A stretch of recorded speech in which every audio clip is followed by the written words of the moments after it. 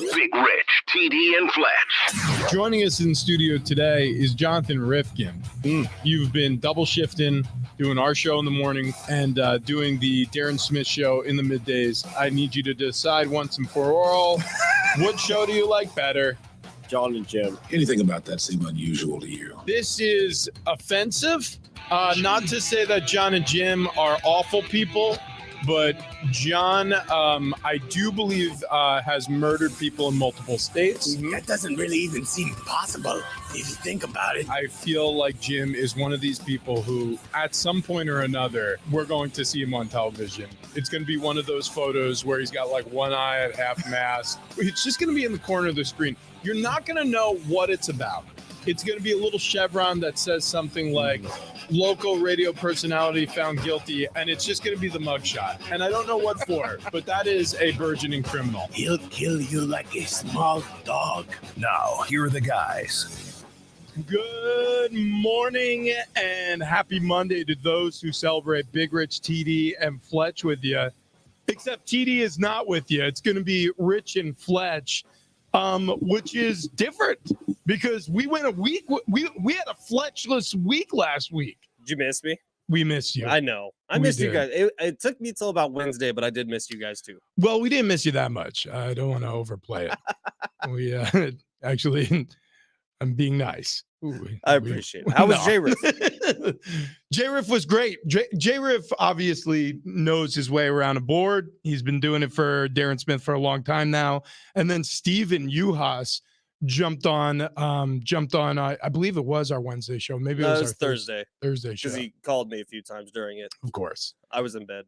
We have a new theme song for Steven. It's Du Hast by Rammstein, because the chorus goes, Du hast mich. So we were saying you hast mich. Right. Anyways, so that was the thing. J-Riff still gloating over his big win in the Hardwood and Balls Classic. As he should. And also now Jason McIntyre and he are going to be playing one-on-one at some point. Yeah, that's a real thing. J-Mac fancies himself a hooper. J-Riff plays a lot of basketball. There's no question about it. He's out at least every weekend playing with people around San Diego. I know he plays with Frankie V. He's played with Tony Conja from Keg and Bottle and Barcar Friday. My goodness. I've got to tell you all about this. Well, so I came in on Saturday morning after I got back from Mexico because a million emails that I had to catch up on. And I walked into the office and there is not very much counter space anymore. No. A lot of stuff got dropped off on Friday. Okay, so we have a bunch of long ball that, I mean, it's yours. They brought it off all for us, but I mean, it's yours. So you can disperse that however you feel fit. We're drinking it all on Wednesday. That's fair. That is more than fair. Actually, we don't even need to bring that. We're going to the long ball invitational. They're going to have the long ball for us. Dude, I'm pretty sure. I'm so excited for that. When's the last time you played in like a 4-man scramble event like this? 2 years ago, I want to say. It's recent enough. I don't know that I ever have. Like I've played in golf tournament type things out at my dad's country club in Merced, but it's always been different rules for every 6 holes. Like they change it up. I've never been in a pure 4-man scramble tournament. It's the only type of tournament I've ever played in. So for anybody who doesn't play golf, a 4-man scramble is the best way to play golf. And if you're in a tournament, it's a lot more fun because then you're competing against other groups. You basically play the best ball after all 4 golfers shoot. So, if mine lands in the fairway and the rest of the golfers don't, we shoot from wherever my ball lands. So the next shot comes from there. So, I mean, your strokes, you should, if there's at least one competent golfer on your team per hole, you're playing as a group, as a team, then you should have a pretty low score. Here's the problem. We have Yumi and Travis. Yeah. Neither of the 3 are all that competent. We're trying to bring in a ringer. Travis is pretty good on par 3s with his driver. You and I, at 1 out of every 4 drives, is bombed down the middle. So we just need to sync up. We can't have great drives on the same hole. Yeah, we have to. One of us can suck each hole. 2 of us, honestly. It just really takes one. And really, if you think about it, you just need somebody not to suck on each shot. Well, and then you need the 3 of us to be competent enough to at least give a line on a putt. Yeah. Which that's difficult too. Look, we're asking a lot of ourselves to win this. We're also asking a lot of ourselves if we're going to be competitive. What I think we should do is just try to have fun. Okay. Yeah, so that'll be easy. So yeah, the Invitational is coming up on Wednesday, brought to you by Long Ball, and that is a delicious beverage if you want to get your hands on some of that. There's a chance that there's one foursome left, so head over to longballshooter.com if you want to come out and play with us. I know we do have a big group of listeners going out and actually playing in this thing. Oh, yeah. Which is kind of cool. Yeah, I've seen it on Twitter. There's a lot of people pumped up about this. Really good cause attached to this as well. So Long Ball Invitational coming up here very shortly this week. Also on Bar Car Friday, it turned into a party at 8:30. It was kind of like a low roar in here during the 8 o'clock, but then 8:30, more and more people poured in. I think word got around. Euphoric. It is everything that was told to us that it would be. Now, vodka and tequila, right? They brought, Rick Cardenas from Euphoric. He brought in vodka and tequila, but they also make a gin. They probably make other spirits too. This guy, I mean, he's a chemist. He's from Cal Berkeley. He laid down all of like the industry terms on us. Some of it we understand, some of it we don't. But what he's made is a magical elixir that gets you drunk, but it doesn't have all the things that burn your throat on the way down. It's very strange. Dangerous. Extremely dangerous. So we were taking sips of this, right? At first, he's just like, I want you to try the tequila. It was the añejo. And then we tried the vodka. We tried that straight up too. I'm not kidding you when I tell you this, Ben. There is literally no burn on your mouth whatsoever. It's like tasting tequila flavored water, basically. So we're sipping on that for a little bit. And then I'm just like, what is this magic? And he goes, try the vodka. And we had some Tito's left over in the studio. He had us try it up against the Tito's. And no offense to Tito's, it's all I've ever ordered at bars previous to this. It's my favorite vodka. It was as if they were two different spirits. I couldn't believe it. We have some in the office. You may want to try. Now I'm gonna have to try. It's Monday. It's unbelievable. It is unbelievable. So, anyways, that was a lot of fun on Bar Car Friday. I'm trying to think of what else you missed. The keto stuff, which I am keto now. You're keto since I got off the plane Friday night at like damn near midnight. I have not had any foods that's not keto. Okay, so check this out. We've been doing this a week now. You are gonna go through. Okay, we got to forward that we have to catch you up on so much. Okay. So we had a keto expert on the show. Her name was Lauren. Okay. She sent us an email after basically having a talking to with us. She did not like the way we were doing keto. She was like, we had her on Tuesday. We had just finished eating our own in-studio double down that we created. It was grilled chicken instead of fried, but it still had the bacon and the cheese in the middle. And we used Chipotle ranch because it doesn't have carbs basically as the secret sauce. Buddy, it was incredible. And then the very next segment we had her on and she said, you're doing this all wrong. She goes, you're going to end up with headaches. You guys are going to get the keto flu. You're going to feel like stomped dog poop. Then it sounds like I'm doing it wrong too, because basically all I've been doing is meat and cheese. Okay, yeah. Which is great. You are also doing it wrong. So what she suggested, it was bonkers. So only drink water when you're thirsty. Don't overdo it. Oh I drink so much water. Okay, she said like only when you're thirsty, and she was like, and just sip at it. She was like, throughout the day, don't chug water. She goes, because what's going to happen is you're going to pee a lot more without the carbs, apparently. And she said, oh, you got it right there. Dude, I have like 5 of these a day, 6 of these a day. Look at you basic bitch. You got a Stanley water cup? Kendall got it for me. Why would They're amazing. Look. There's nothing different Keeps it cold. There's nothing different about that than anything else I've seen. But you needed it because it says Stanley on it. You're a nerd. I didn't buy it. Kendall bought it. And I love it. Sue me. You're a nerd. Kendall, could you buy this for me? Actually, I guarantee that's not true. I guarantee you bought it and you were like, Kendall, I have to say that you bought it. No, the real story goes, I bought it for Kendall. She hated the color. She went out and bought her own. What color did she get? That's actually her color. It's like spirally gray with black stripes. That's like, it's a weird design. Yours, I would call sea green. Yeah, that's good. Like a Mediterranean sea green almost. Yeah. And by the way, your tan is outrageous right now. The sunglasses are brutal. Yeah, you do look like a little bit like a skunk because backwards raccoon. A stripe. You have a stripe across your eyes. But your tan it's unbelievable how tan you Ready get. for this? Let's see it. Look at the brown sugar. Oh my god. Oh my God, you're a different ethnicity this morning. That's unbelievable. So like half of me, like my swim trunks covered up, however much they covered up. That stuff is all still pasty white Ben. The rest of Ben is either red or bronze. Yeah. This trip, how did it go? It was great. It was really great. Cancun, very humid this time of year. Yeah. Maybe all the time, but it was brutally humid the entire time we were there. Oh, So wow. it wasn't quite the Mexico trip where, you really just go out and lay by the pool and just order drinks the whole time. Like you could do an hour and a half, 2 hours out in the sun, and that's it. So we went around the same time you guys went years and years ago. This is probably a decade ago. But when we went, and we're staying at an all-inclusive, they would bring obviously the drinks down to the pool.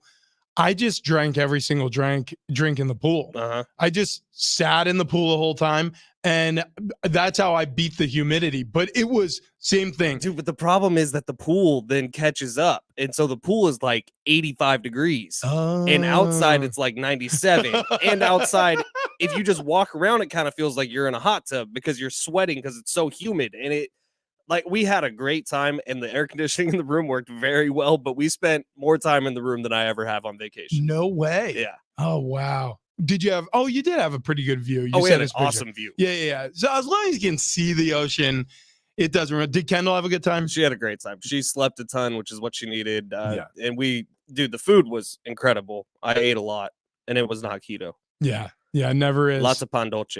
What the hell is pan dulce? It's like a sweet bread. Pan dulce. That sounds so good right now. It was so good. After a week of keto. So many carbs. Dude, I want to eat pan dulce. I've never had it. My mouth is starting to water thinking about a bread I've never had. You've had it. It's like the Mexican sweet bread. It like has the engravings on the top almost. It's like a top of like kind of sweet. And then it's like really soft, chewy bread. It's like, yeah. I have had that. It's so good. It's been a long time. It's like cake for breakfast. It really is. So keto, the other thing she said, sip that water. Also, I had to buy them. They're basically electrolyte like stir-ins. So you buy this powder that you pour into your water and you stir it up, and it's supposed to replace all the salt that you're going to be peeing out. Because for whatever reason, when you don't have carbs, your body goes nuts. I don't mean no carbs. You have to stay under like 25 grams per day. Jeez. It's none. I haven't been doing any calculations, but I haven't eaten anything. Like I haven't had chips or You're fine. Any of my normal carbs. You're fine. And like there's sneaky carbs, like things in your coffee that might be added in at Starbucks, or things in like drinks. I mean, you don't drink coffee usually. It's usually just what is that you got? This is a little bubbly water because I'm done with energy drinks. What? Yeah, they're not keto. They aren't? I mean, I don't think so. I don't They think can't be. Dude, they have all sorts of chemicals in them and Well, crap. do you drink the whole sugar one? Because Travis, that's what he struggled with. I've always done the white monster, which is then zero you're everything. fine. But no, I want to be off energy drinks. Okay. I'm using this as a great excuse. This is just a bubbly water with 0.0000. Have you had any caffeine this morning? Coffee. Black. Oh, okay. Yeah. So that's the other thing. I had to start drinking black coffee because like there's things that I like to mix in. But anyways, yeah, so on keto, you have to add back electrolytes, and that's what gives you the headaches, and that's what gives you like the quote unquote keto flu. So anyways, we learned a lot this week. We had two different last week. We had two different nutritionists on to talk to us about dieting first and nutrition, and then also keto. We had a keto expert. And the lady Lauren, who's a keto expert, actually wants to hold our hand through this because we also tipped her off. We may be doing carnivore diet next. Oh, I'm down. So it's what I'm doing now, just no cheese, right? Yeah, you just eliminate cheese. You could do basically like eggs and meat, and that's about it. 2 weeks? Oh my god, dude, we're gonna be so ripped. No, we're not. We're gonna have abs. I have a feeling we're all gonna have those like extra skin, you know? Yeah, it's like we all got a little belly hang going, little floppy body syndrome. That's gonna be okay though. We'll have the lunch lady arms, like where it's like sort of just like. It's all like loose and like jiggly. We'll be like, okay, bye, y'all. Scoop the chili. Yeah. It's just going to be like a turkey neck hanging underneath our triceps. Anyways, speaking of which, we brought in a scale. So me and Travis weighed ourselves on Friday in front of everybody in here during Bar Car Friday. What do we got? Is it bad? I'll tell you when you weigh in what ours were first. So anybody who's listening now, we're going to get Ben on the scale at 745, I believe. Yeah, Fletch weighs in literally. at 7:45. So be looking forward to that. Also, we got some NFL one-liners coming up later in the show. DeAndre Hopkins is now a Tennessee Titan. Almost. It has to go official, but you get it. Also, I think the deadline is today for all these signings. So like Josh Jacobs and Saquon Barkley, who are on the franchise tag right now, if they want a contract, it needs to be signed today. Yeah, exactly right. Well, in terms of the tag needs to be signed. Right. And officially, they are holding out if they don't.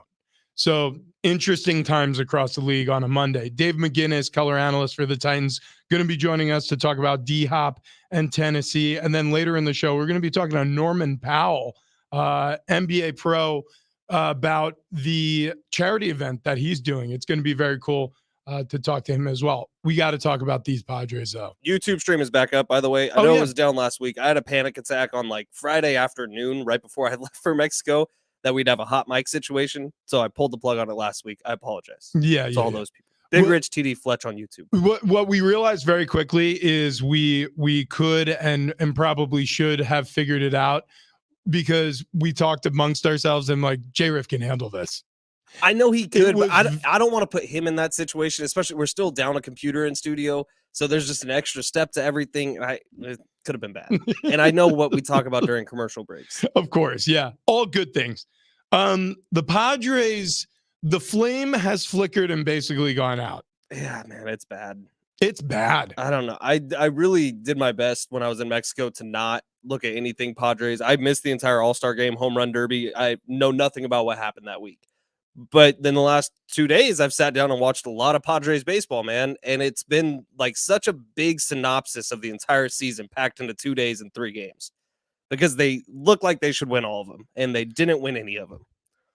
What we did on Friday is we had our texters, our listeners reply to tweet and basically asked the Padres will be in the Padres in the second half will be. That was the open-ended statement that we asked people to finish. And there were a lot of very funny responses. But I'm guessing there was probably a hint of positivity, because that last homestand heading into the All-Star break, it looked like, oh man, this is the team we were expecting to see. And then you come out of it, and there's some quotes over the All-Star break from Juan Soto that we're going to be on fire starting the second half. Manny Machado has been heating up sneakily. He's been incredible over the last month. And then they play the Phillies. And it's like, is that 2 years in a row that the Phillies crushed the Padres? Yeah. Well, I mean, technically, because if this is the death knell this season, this is how their season ended last year in the NLCS. And this could be the finishing touches on what could have been of the 2023 season. And that is a really, really sad realization, because the Phillies have done very similar things as the Padres. They built a strong farm system. Some of those players have matriculated up to their major league roster. They've traded away a bunch of their farm, and they've also signed huge free agents. Sound familiar? It's exactly what the Padres did. The Phillies did it better. Right now, the tail of the tape, the Phillies did it better. Bringing in Schwarber, bringing in Bryce Harper, obviously. Trey Turner, who's been, we're still, Philly fans are still waiting for Trey Turner to really look like Trey Turner. But they've had great success with some of these free agent and trades, and the Padres just really haven't. Don't get me wrong. Last year finished really strong. And I don't want to say this to create like an abundance of hope, but the season isn't quite over yet. It just really feels like you would be overwhelmingly optimistic to imagine that this team is going to stop, change on a dime, and all of a sudden be a different. This is who the Padres are. Yeah. This is who they are. That's who they've been all year. And we got a quote from Kevin Acey's article yesterday that we'll read, but now you turn your attention to 2 weeks from now, which is the trade deadline. And we've been talking about it for the last month, it feels like, but what do they do at the trade deadline? Well, now it kind of feels like the Padres have told you exactly what they're going to do. And they've told you by the way they've been playing on the field. They've told you that probably Blake Snell and Josh Hader are both gone at the trade deadline. And you see what you can get back from them. They'll both be rentals for whatever team you're going to get. So you're going to get less than you paid for with them, but you got to get something out of it, and you got to get payroll off the books, because unfortunately now you look around the league and everyone who was talking a lot of smack about the Padres and how they paid so much money to all these different people and they built this super team, and everyone said it wasn't going to work. Well, so far it hasn't worked.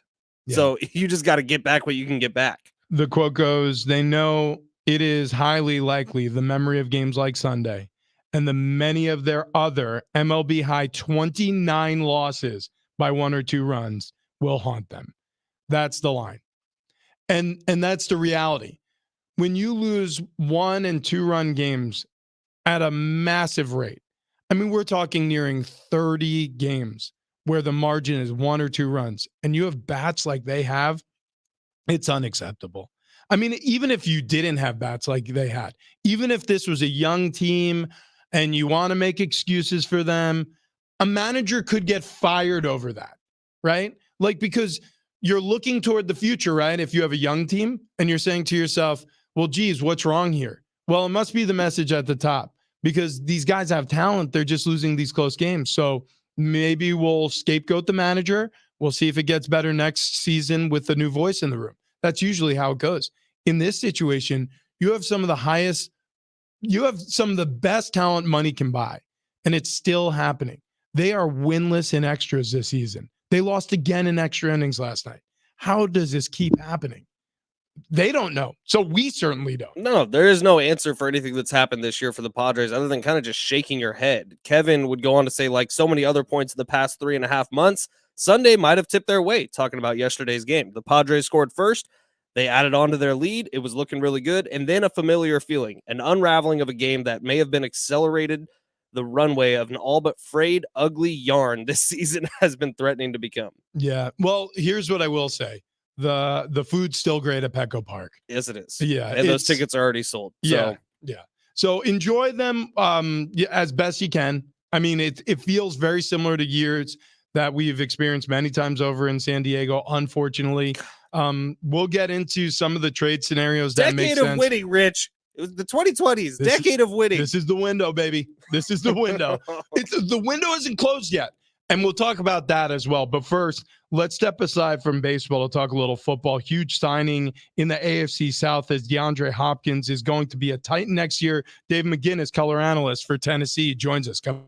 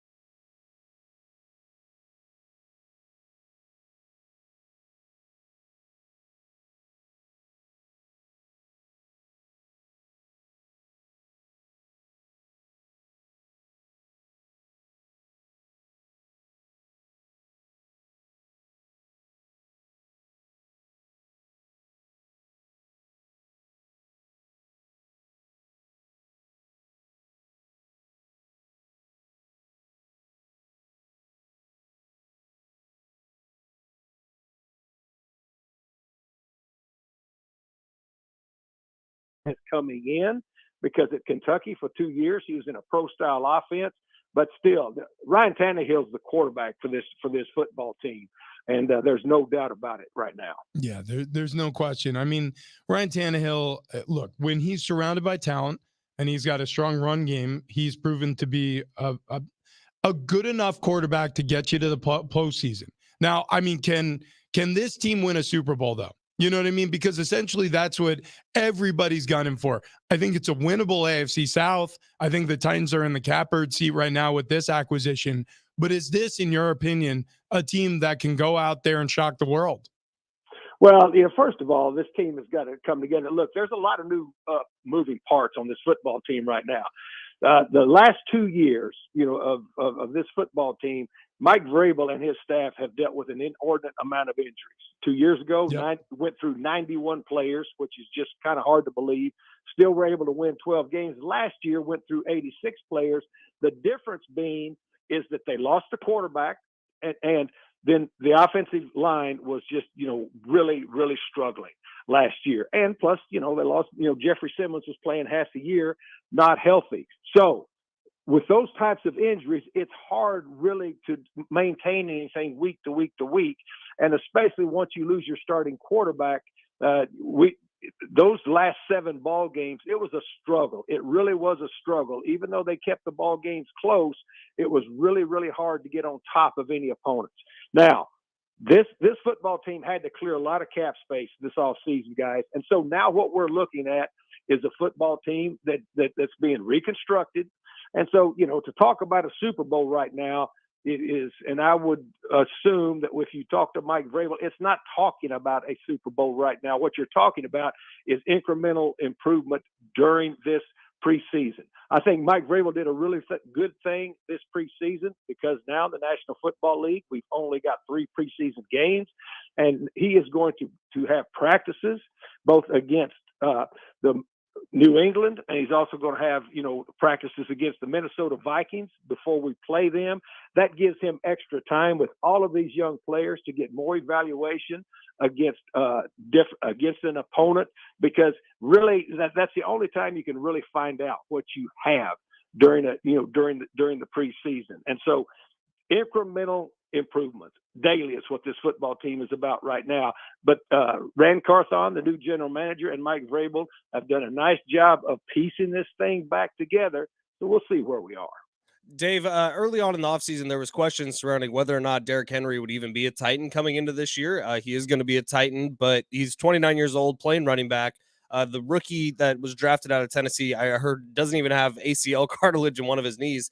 The running back position here in Tennessee, what's it going to look like this season for the Titans? Well, it's Derrick Henry. There was never any doubt around with anybody here that knew anything that, it was going to be Derrick Henry. It's going to be Derrick Henry. This football team, it's going to be very interesting. I get to watch practice every day. It's going to be very interesting once it starts fleshing itself out to see what Tim Kelly, and this offense is going to be different.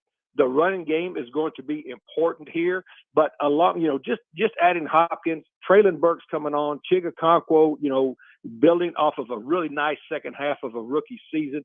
This offense is going to be different structurally than it was in the past. And so to me, Derrick Henry is still a focal point of this offense, but not a focal point to the point that that's all that they are going to have. But there was never any doubt that Derrick Henry was going to be the running back this year. Dave McGinnis, color analyst for the Titans, joining us this morning on Big Rich, TD, and Fletch. And, I was thinking back to last season, and I was trying to remember the storylines with the Titans this morning. And I remember there was some talk about the message from Mike Vrabel maybe getting a little stale. And maybe we're starting to see some of the weaknesses in the Tennessee Titans philosophy, because this is obviously a pass-heavy league now, and this is an offense that's been more reliant on the run game like we were just discussing. Is any of that true? Do you feel like the messaging from the top down has really started to fall on deaf ears, or does Mike Vrabel still have the ear of this locker room? No, not at all. Mike Vrabel, I don't even know where that narrative would have come from. It's not the narrative around here at all. Mike Vrabel is the ideal football coach for this football team and for this franchise. And plus, just for what he's done since he's been here, you've got to look at, I mean, everything that goes into it. Look, this is my 38th year straight in the National Football League. I'm not very smart, but I know good from bad in this league. Mike Vrabel is an excellent, excellent head coach, and he's got the players' complete attention, both on and off the field, because they trust him and they understand that he's got their best interest at heart. And they know that he's going to put them in the best position, regardless of circumstances, to be able to have a chance to win ball games every Sunday, Monday, or Thursday, or whenever the hell you play. Yeah, well, they just got a lot more veteran at wide receiver, that's for sure. They got an old All-Pro, 31 years old, brings 10 years of experience to this locker room at that position, and a much-needed acquisition. Hey, really fun chat this morning. We really appreciate it, Dave. Thanks for jumping on. Guys, thanks for having me on. Have a good day. See you guys. Yeah, there he goes. Dave McGinnis, again, color analyst for the Titans. So we got to talk some golf, because Steph Curry did something that only one other player in history has done, and it wasn't on a basketball court. That's coming up next. Are you in need of some inflation compensation?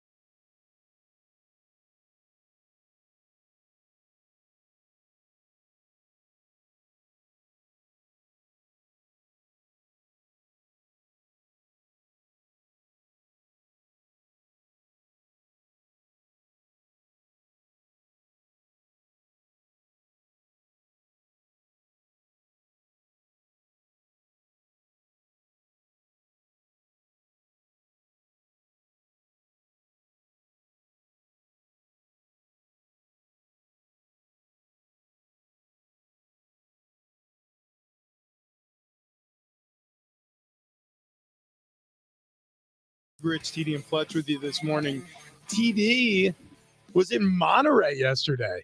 So I'm proud of him, but he's taking a vacation. That's what we told him to do. Your camera's unplugged. Oh, damn. Again? It always is. I mean, I guess it's been a week. That's all right. But yeah, good for Travis getting out. I hope it's just him and Sarah. I don't know if he brought the bloodsuckers with him, but hopefully they got out and they're having a nice little week. Yeah. He'll be back on Wednesday for the tournament, right? Right. He's going to meet us, I think, right at the golf course. Like, so he's going to drive back from Monterey, I assume, and then just go back on vacation. I got a buck says he's late or doesn't show. Yeah, actually, Travis, this would not be the first or last time I would imagine that he's going to no-show us on a golf course. It's not exactly his thing. It's kind of like those things you do for your wife where you're like, yeah, I don't know if I love the Real Housewives. Are we his wife? But I'll watch it. No, it's the other way around. I think because he's married to us, he's the wife and we're the wife and we are the wives. Damn it. We are the wives. We love the Real Housewives and he's trying to like it for us. Damn. Yeah, that's exactly what it is. He doesn't like it. He doesn't like the clothes. He doesn't like the process. He doesn't like golf. He doesn't even like being outside, I don't think. Yeah, maybe you could make the argument that he hates that too. I don't know if there's a single thing he likes about golf. He doesn't like moving. He does like drinking with us. He likes drinking and he likes hanging out with us, I think. Yeah, well, we think. It's good enough. Is that keto? Yeah, dude. Yeah. Look, so for keto. Oh my God. While we were in Mexico, what do you got? While we were in Mexico, I think it was Tuesday or Wednesday, you posted that video of ramen. Yeah. Right? And Kendall lost her mind. He's supposed to be on keto. I thought that's what you guys were doing. Yeah. So I had filmed that on Sunday and it took me I did 10 minutes on ramen. I'm in my kitchen. I'm filming this taste test of these ramen noodles that I gotten from a Japanese grocery store when we were actually leaving LA on Sunday.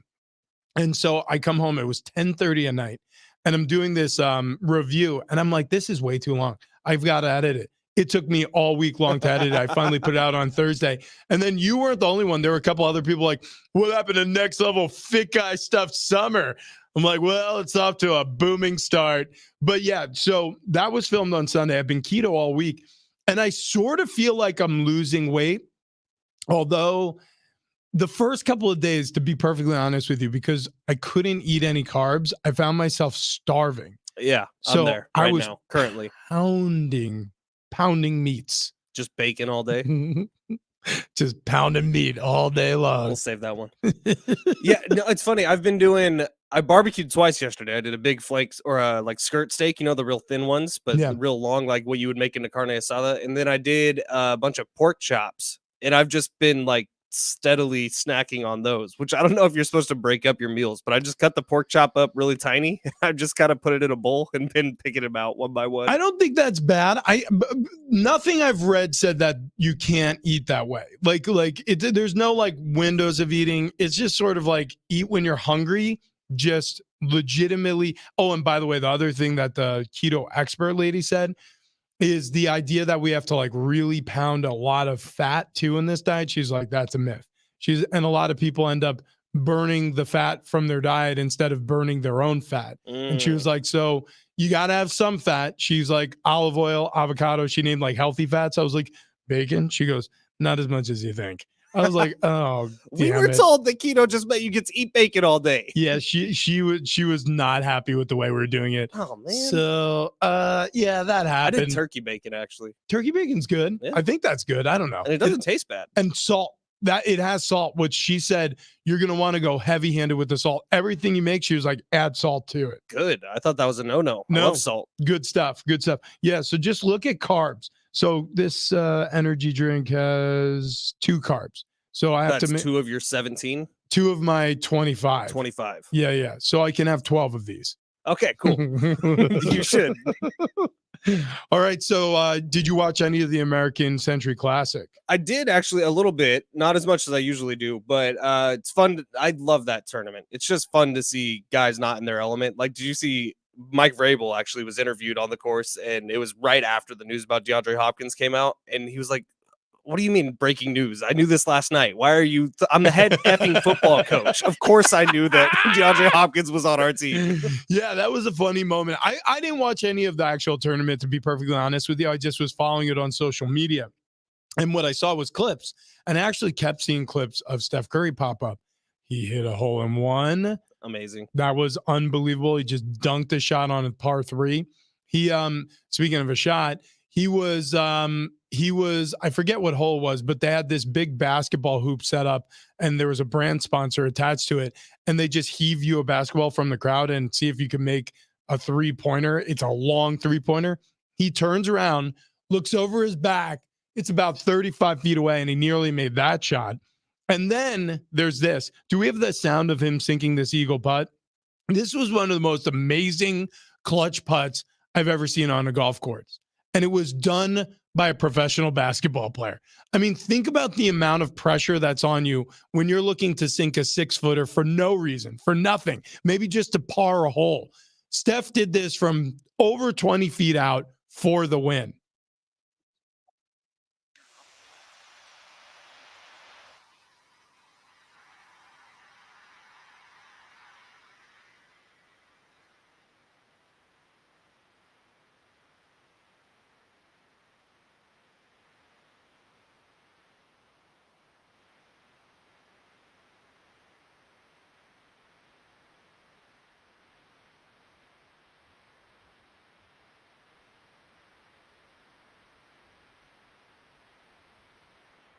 Unbelievable.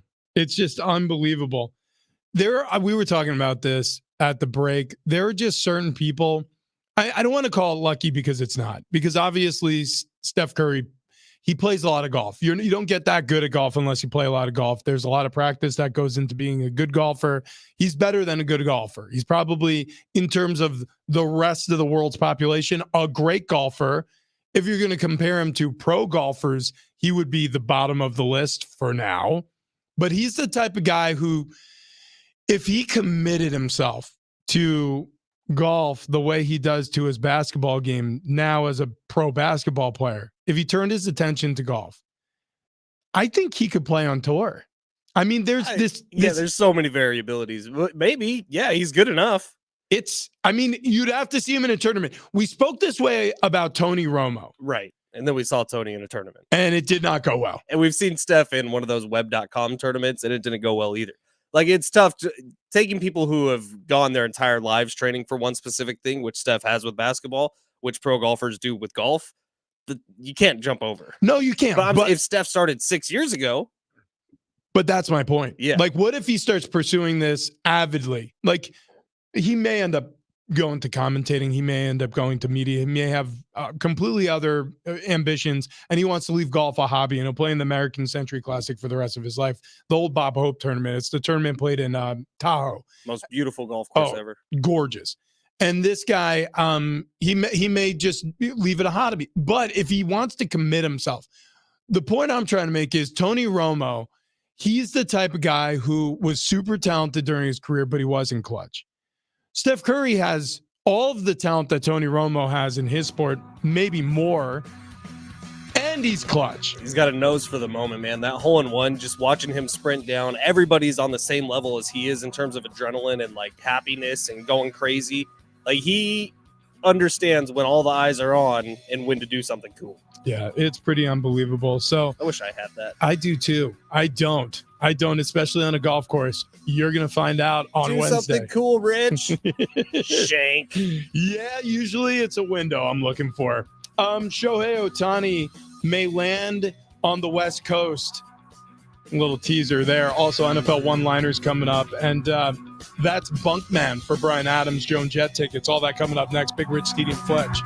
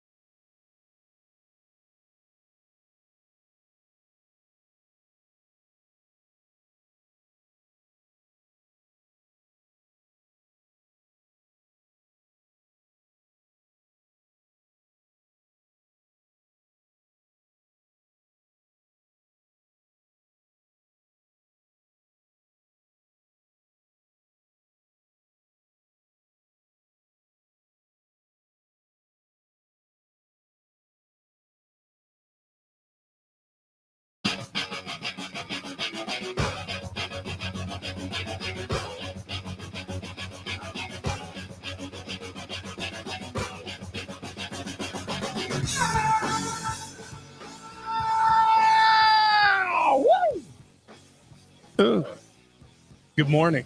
Happy Monday to those who celebrate. It's Big Rich, TD, and Fletch with you. And we're playing man down again. TD has flown the coop. He is now off and racing up the PCH, spending time in Monterey, sending us pictures of vodka mules. That's not keto. That is not keto. He broke his diet. That son of a... Well, I guess technically you weren't keto on your diet. Oh, so hell no. You can't be on a diet on vacation. I might do it. Why? Well, because I might do it for... Actually, I should say this. I might do it for the majority of the vacation because it's not really a vacation. It's more of a family trip. That's a vacation. You're going to get your head... No, it's not. No, it's not. And I'll explain to you what I mean by that. You're going to get to the point where you're going to have kids, little Fletches running around, little Kendi Fletches. They're going to be doing their thing. And then you're going to say, you know what would be fun for us to go on a trip, the whole family. And you're going to think it's going to be a vacation. It's not a vacation. It is a nightmare. I talked to Kendall about this week because on our honeymoon, we went to an all adults, all inclusive resort. Yeah. Way better. This time there were kids running around everywhere and I wanted to punt every single one of them I saw. I told her, I was like, when we go on vacation after we have kids, the kids aren't coming. Yeah. Yeah, well, exactly. There's a big difference when you have kids between a vacation and a trip. A trip is when the kids come. A vacation is when they don't. There is going to be no vacationing for Rich and Annie when we go to Connecticut later in the month. We are going to be towing our two little booger eaters with us, and it's going to be sweet, going on a plane with them, renting a car with them, bringing all the stuff. I mean, don't get me wrong. We do this all the time here, and it's fun sometimes. Other times, like last night when you have a kid who is just going absolutely bonkers and you're right up against bedtime. That can happen at your aunt and uncle's house too. It's just what it is. So yeah, we could call it a vacation, but I am fully prepared for this to be just us taking our insane family life and dumping it in the laps of my sister and her husband. But if you go out to like a nice steakhouse, you're not going to deprive yourself of mashed potatoes. Well, yeah, that's true. Yeah, well, we'll probably won't do that either, though. Yeah. It's probably mostly going to be like trying to get, because they've got little kids out there too, so trying to get everyone in bed at a reasonable hour. But if my mom makes like eggplant parmesan, there is no chance that I'm not eating it. And it's breaded fried eggplant covered in sauce and mozzarella cheese. That's going down. That is going down. But like, there are certain things that I'll try to do. And if we're doing carnivore diet, I mean, I don't know how much steak or meat is available in an airport. I mean, I guess I could eat hard-boiled eggs the whole time, but I'll make the whole plane miserable.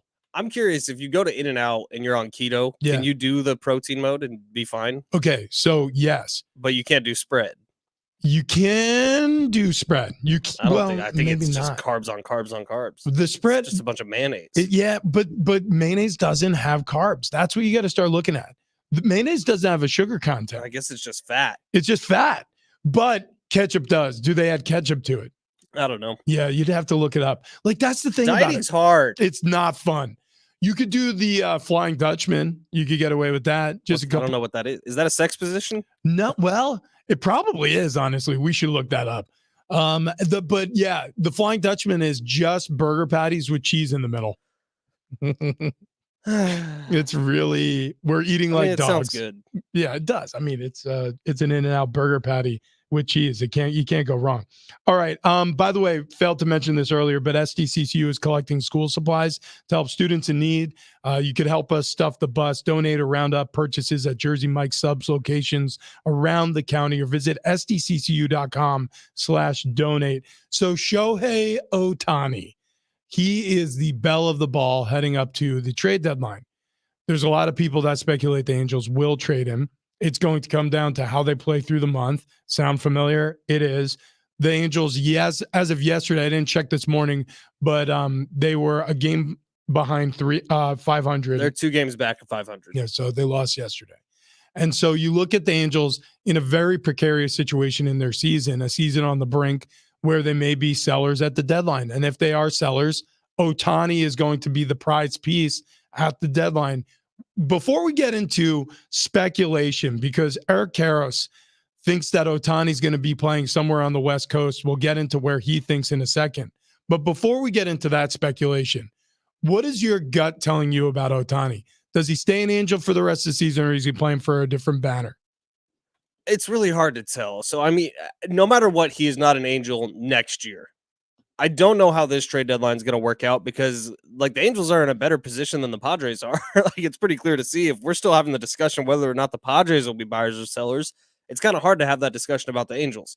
Now, if he does get moved, it's going to be a haul like we've never seen before. And whatever team is going to put up that haul better be positive that they're going to be able to sign him at the end of it, because the amount of prospects you'll have to give up now, it would be such a waste if you only get half a year with Shohei Ohtani. Yeah, it'd be a rental. If he goes to a market that he doesn't want to sign with long-term, it'd be a rental, a half-year rental for potentially the biggest trade we've ever seen in Major League Baseball. Because, again, if you look at batting average, if you look at home runs, RBIs, Ohtani is leading not just the league, he's leading all of Major League Baseball.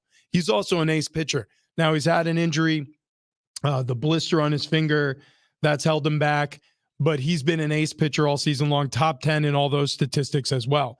Ohtani is a freak athlete, and we've argued this before. I think he's the best athlete we've ever seen, because everybody talks that way about Babe Ruth. Everybody talks that way about a guy who pitched and he hit the way Babe Ruth did in the 1900s. He's doing that now. He's doing that now against the level of pitching and the pitching changes that we see. It's unbelievable. And that's just talking about specifically from a hitting standpoint. And then on top of it, he's an ace pitcher. And what's wild is there's a real situation where he could win the MVP and the Cy Young this year. Yeah. Which is crazy to even say that out loud. Dude, Ohtani's really awesome. You're not going to get an argument from me on that. What I will say is that the lip service that we give Ohtani is a little absurd. The ESPN put out a tweet yesterday on a foul ball of Shohei Ohtani. It was a foul ball that went down the right field line. It said, "Oh my God, listen to the sound of the bat on this foul ball by Shohei Ohtani." That's ESPN. What's crazy though is I personally think he's not getting enough credit. I know, which is all he gets is credit. No, I think that I don't think enough people are talking about this guy. Like, if this were the early 1900s, this would be the top story every single day. Did you see what Ohtani did? Yeah, but that's not Ohtani's fault. That's baseball's fault. Well, right. But that's my point is it's hard to quantify or to really calculate exactly how difficult what he's doing, because nobody's ever done it before. And this is when we got into argument over Tiger Woods versus Ohtani, or somebody recently, when I was having this argument on a different radio show, brought up Jordan and talked about other players in different sports. And I was just like, the problem is Ohtani is unique in that he's able in his sport to do things that other people aren't even capable of doing them in their sport. Like Tiger Woods, the winning is insane and the margin of victory is insane, but he's only able to play golf just like everybody else. We've never, since Babe Ruth, seen someone have success hitting and pitching. We just have never seen it. I mean, you would almost have to only compare it to a Bo Jackson who played multiple sports, or Deion Sanders who played multiple sides in football. But even that, it's difficult to compare, because it would be more like if Bo Jackson was also the starting safety for the Steelers and he was an all-pro there too. Right. That's how ridiculous it is. It's like as if Patrick Mahomes was not only the greatest quarterback in the league, but also he was a top 10 defender. Like he was playing corner also. It's that crazy. So Ohtani, he could go anywhere, obviously. And what's crazier about Ohtani is if you look at the numbers of how much he's going to get next season, they keep going up. Earlier on in this year, we were talking it might be 600 million. It's north of that now. Oh, yeah. There are people who are speculating he may get $750 million over some absurd length of time. And I just have to ask, how can he keep this up? How can he keep up both sides of the ball? Without a little blister or something, maybe derailing a season. How can he keep this up and warrant a $750 million contract, which would be, someone help me in the math, but is that $375 for as a batter, as a pitcher? Yeah, that sounds accurate. How can he keep it up to warrant that kind of money? Okay. So look, even starting he's pitchers, 28. He's 28 years old. That's true. Maybe 29. Well, think about some of the contracts that we've seen recently signed. I mean, Machado's no spring chicken. He just signed a giant deal for a ton of money. And do you think that that's a great contract? Well, it's not great later. It's great now if you're in a window of winning. And that's what all of these Major League Baseball teams do is they understand that a deal will sour in the end. He's 29 years old. Yeah. Is $750 million. Judge just signed a monster deal. He's nearing 30, or he might be 30. Machado, same thing. I mean, they're not baseball teams, baseball owners. They're making so much money they don't care. Yes, I agree with that. But you're paying $750 million for someone who may only be on one side of the ball soon. Potentially. But here's the argument that people will make against what you're saying. So starting pitchers, they have a lifespan too. And what happens to a bunch of starters as they start to wane in age is they end up long relievers or even in certain cases closers. Now, sometimes that happens because of a major injury and they have to retinker things. And sometimes it's just a natural progression. And it's not always ace to great closer. Sometimes you become a subpar reliever, or it can go the opposite direction. It could be like you were once a poor starter, maybe a fourth or a fifth arm, maybe a sixth arm. And then all of a sudden, when you're not a rotation guy, you shine in the back end of the bullpen.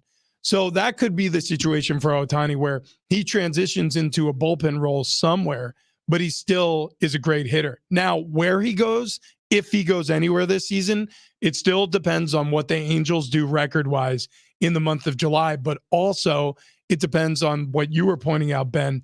If a team has the capital to pay him long-term, if Ohtani wants to stay with a team long-term. Well, there's one team that Eric Karros thinks fits the billing, and give this a listen. This is on MLB TV over the weekend.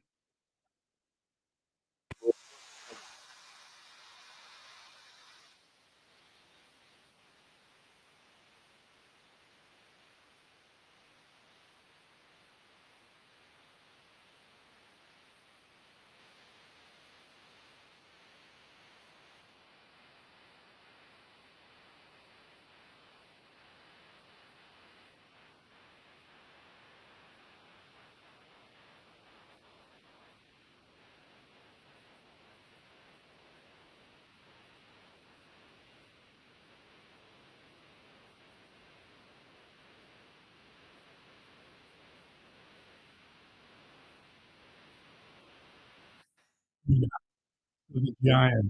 Imagine that. Great. NL West gets better. Yeah.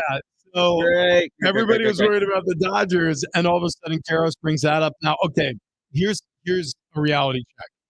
It makes sense.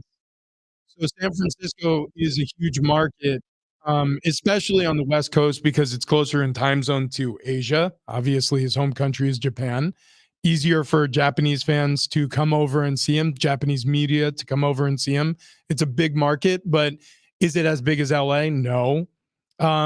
Look, it'll be more attention than he's ever received in the course of his career, certainly sort of being hidden with the Angels. But that's what he wanted at first. He wanted it felt like a big city feel or I should say, a big city in a small market team. It was putting your foot in the water before you do a cannonball. Kind of, yeah. Yeah. And it made sense for Shohei Ohtani at the time. Now, what I will say about the Giants and comparing it to the Dodgers and market size and whatever, the Giants have a certain pedigree that the Dodgers just haven't over the last 3 decades. And that's winning. And that's Barry Bonds. And that's having the greatest home run hitter of all time on your team. And that's winning 3 World Series in 5 years. Like, if you're Shohei Ohtani, that sounds like a little bit better pitch to me than the Dodgers, who have won Mickey Mouse championship in the last 2 decades, 25 years. How long has it been? It's been a long time since the Dodgers have had any sort of sustained success in the postseason. Ohtani has to be sick of that, right? He has to be sick of being with the Angels where he's putting up all these numbers. He's hitting all these home runs. He's being a stud pitcher and they just don't get wins. Like, the whole thing with Ohtani is Ohtani hit another 2 home runs last night, but the Angels lost. Yeah, exactly. He's got to be sick of that. Oh, yeah. Well, I mean, and think about Mike Trout. Like, it sort of feels like he's been in purgatory his entire career. Now, there's rumors as to why he stayed in with the Angels franchise over the course of his career. Steroids. We don't need to get into it, but there's been rumors. But I don't see that being the case for Ohtani. And he also gets to look at Mike Trout and be like, okay, if I stay with this team, is that what I become? I heard one of the saddest stories recently. I mean, not sad. I mean, we're talking about this sports. This is the toy store in the world. There's real sad stories out there. But Mike Trout, apparently during the World Baseball Classic, he asked one of his teammates, I think it was Mookie Betts. I think he asked him, is this what the playoffs feels like? He had no idea. He had no idea. I mean, if that story is true, if I'm remembering that correctly, think about that. Mike Trout is a generational talent. Mike Trout is one of those players who, if he played for the Yankees or if he played for the Dodgers or if he played for the Red Sox or, he played for the Houston Astros, like he would have a World Series championship and deservedly so. He's one of the best players in baseball. He would have helped a great team to have great success or greater and a World success. Series MVP. And a World Series MVP. Like the fact that he's been with a franchise that seems to have an inability to develop talent. And when they do develop talent, they trade it away for signings that don't end up panning out for them. And that's been crippling to this franchise, is the fact that they've spent a lot of money on busts. So Mike Trout obviously is not, but he's been surrounded by a lot of misery here. So yeah, we'll find out where Ohtani goes, if he goes anywhere. My leanings are that he stays an Angel. I think he stays an Angel and probably does end up signing with the Giants. Really? Yeah. Like if they're going to be willing to put up the $750 million, which who knows by that point, it might be 8 or 9. Like that bidding war is just going to keep going up. It's going to be some sort of bidding crazy competition between the Dodgers, the Mets, and the Giants. You may be onto something. I get the feeling that he's a unique athlete and maybe the loyalty factor is what's blinding me, but it feels like if I were to guess right now, I would say remains an Angel and he's going to sign a big contract because I don't think with the Angels, no Angels, chance. Because I don't think Artie Moreno is going to let him go because he realized the only relevance they have is if Ohtani stays. I miss those horns. And money talks. All right, so yeah, NFL season just around the corner. We were just talking to Dave out there, Dave McGinnis, the color analyst with the Tennessee Titans, about DeAndre Hopkins. So let's do a little NFL one-liners. I like it. Tyreek Hill was on his podcast. You know how much he loves to do that. He vows he will go over 2,000 yards this year. Over, under. I'm taking the under. That's a lot of yards. That's a lot of You yards. have to smash the under. And also, you got to remember, there's Waddle out there. They've got good running backs. They've got a quarterback who also, look, is he fleet of foot? No, he's kind of slow. Well, there's the better question. Tua Tagovailoa, over under 9 games. Yeah, and that's the other thing, is his health is a huge issue. If Tua can't stay healthy, then Tyreek isn't going to get fed as much as he would. Tua's dynamic, but he cannot stay on the field. We'll see if he can. He's packed on some pounds. He's added some strength and some weight per the reports and per the pictures. You can see. He's not keto. He's not keto. That guy's eating carbs. What do we got next? D-Hop to the Titans. It's not official yet. They have to sign the paperwork, but it looks like it's going to happen. It's going to be $15 million for the first year with incentives. That's including incentives. Weird move for him. Yeah, 2-year deal, up to $34 million he can earn there, and it is incentive laden. Is it weird? No. Money talks. But he did go on that tour early in the offseason where he talked about the quarterbacks that he would like to play for, talked about wanting to win a Super Bowl. This does not feel like one of those moves. We'll get into this a little bit later on also, but this is a great story about capitalism, and I'll explain why. But yeah, is it the best place for DeAndre Hopkins?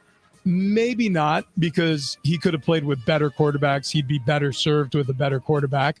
But Ryan Tannehill, when he's healthy, when Derrick Henry is healthy, when this offensive line is healthy, A.J. Brown, it's not like he had bad seasons in Tennessee. 1,600 yards pretty much every single year. They traded him away, and this offense plummeted. Again, you heard it from Dave earlier, they had 87 different players get injured last season.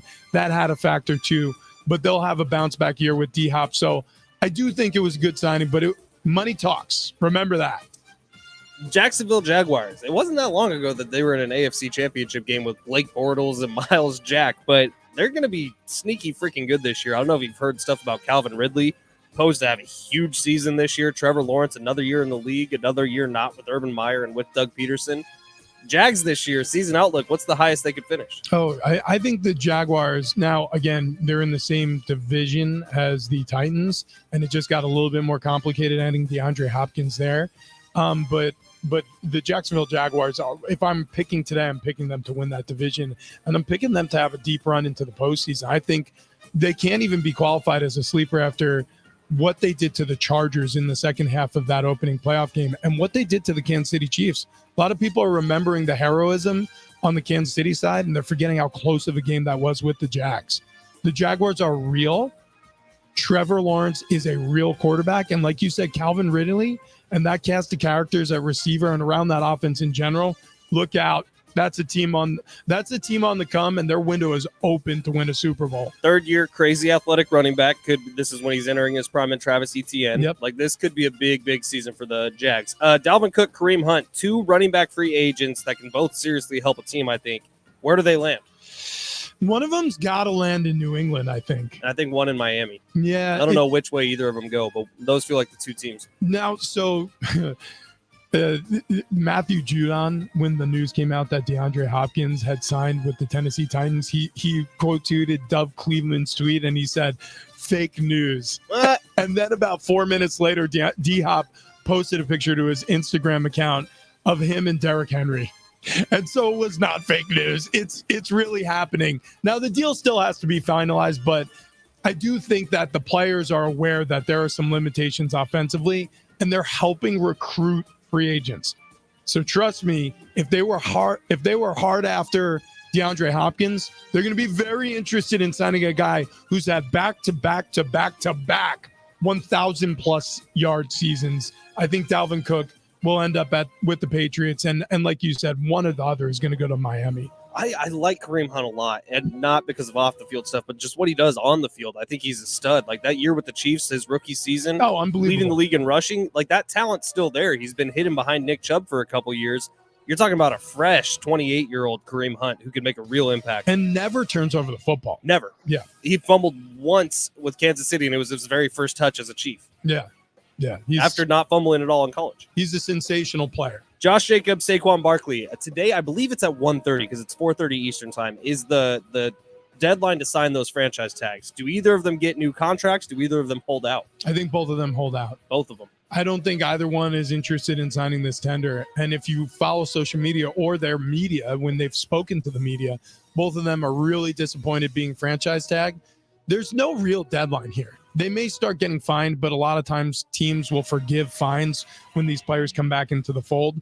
So if they have agents, and they have smart agents, I would assume, they're going to advise their clients that if they're looking for money, it's time for them to hold out and hold their franchise's feet to the fire. Speaking of feet, the Good Feet store is a place that you got to go if you're struggling with back pain, hip pain, foot pain, ankle pain. I was dealing with all of this after my NFL career, and summertime's here. So you know you're going to be spending a lot more time on your feet, going to theme parks, walking your stuff down to the beach. There's just a lot more walking when the weather's nice. Good Feet store has helped alleviate my foot pain with these personally fit arch supports. Find out for yourself, though. A free, no-obligation fitting and test walk. And here's what the Good Feet store is offering. Lifetime warranties on those arch supports. Free test walks. And for a limited time, they'll even give you a free pair of premium shoes with a qualified purchase. That's $140 in value. Stop by the Good Feet store today or find your location at goodfeet.com. We need callers on the line right now. 844-570-1360. That's 844-570-1360. We're playing That's Bunkman for Joan Jett Brian Adam tickets. That's next.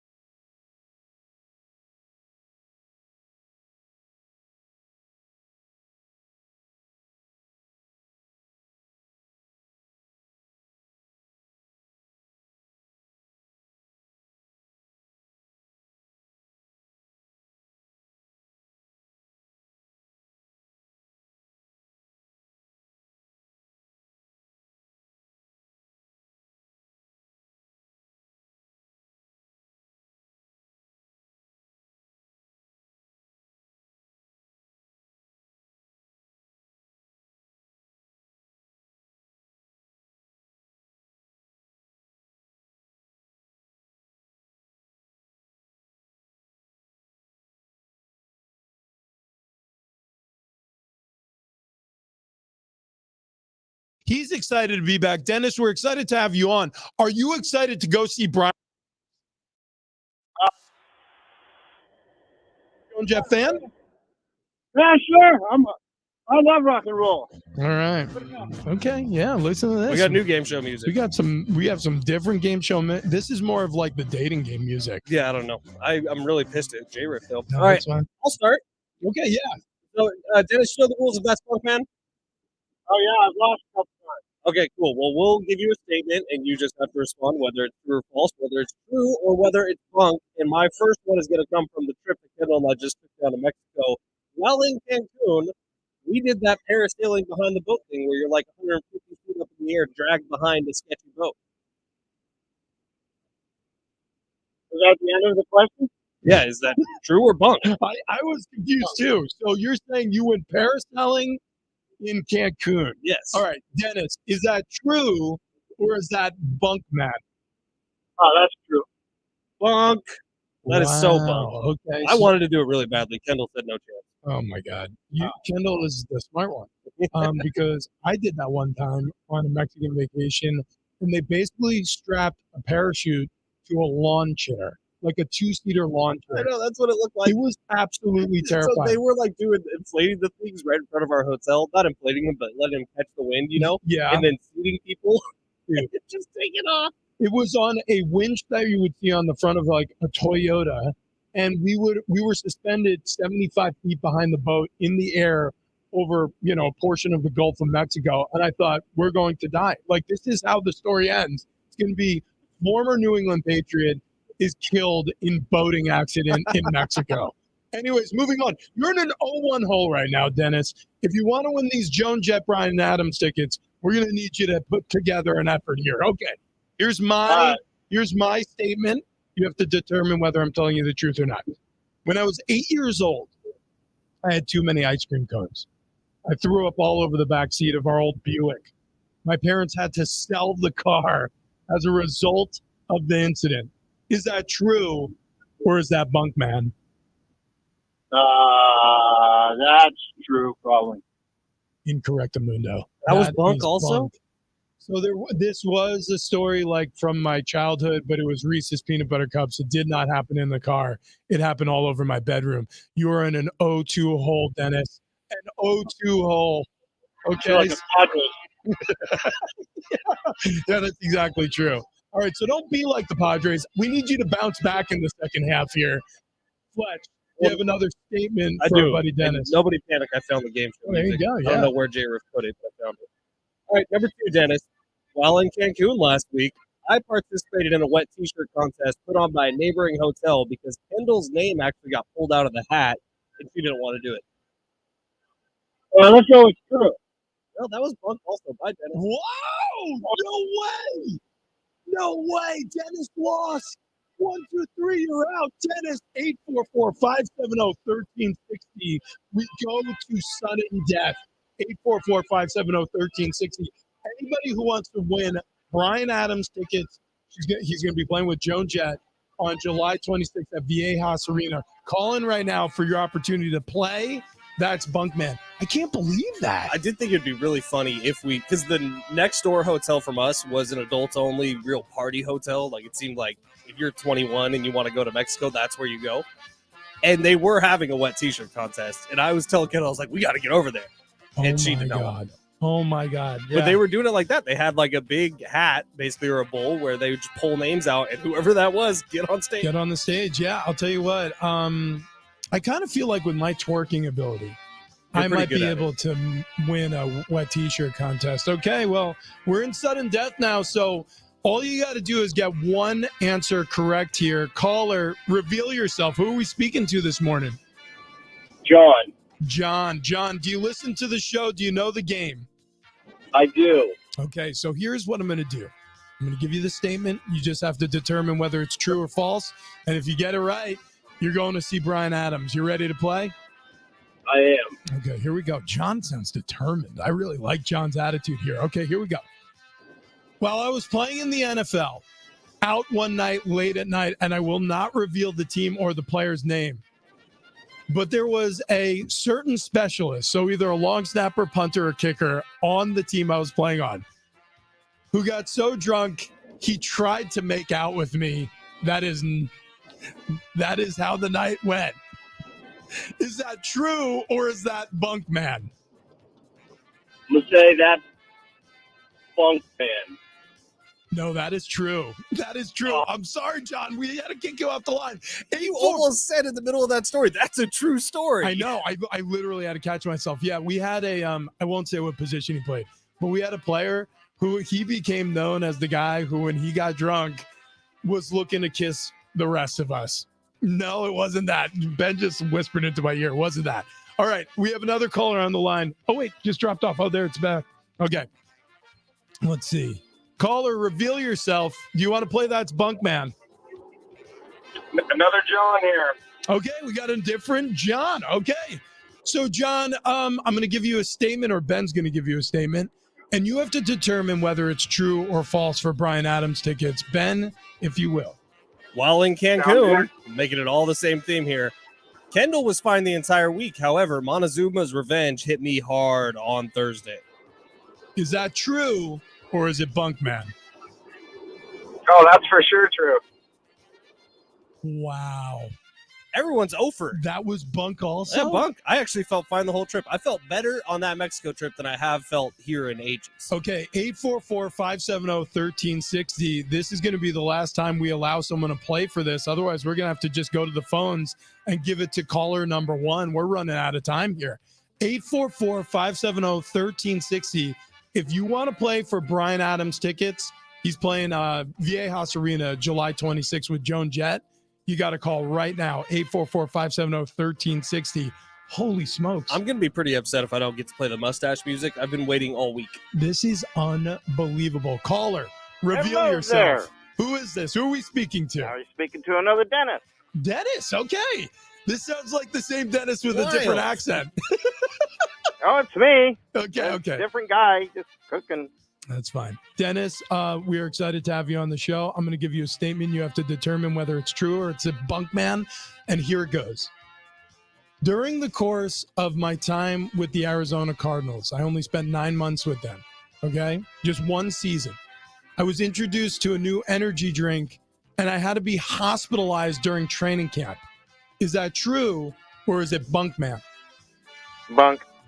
You are one. I think we have a winner. Did I win?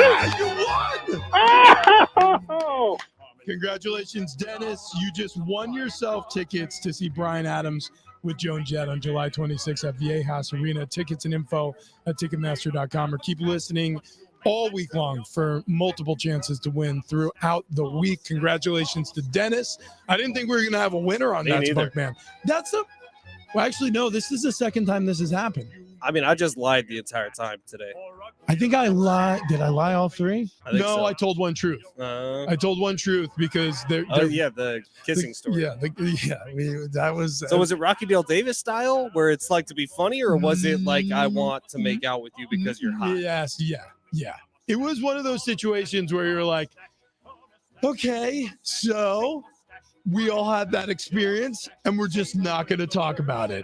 And we're just going to move on with the day, and we're going to try to get along.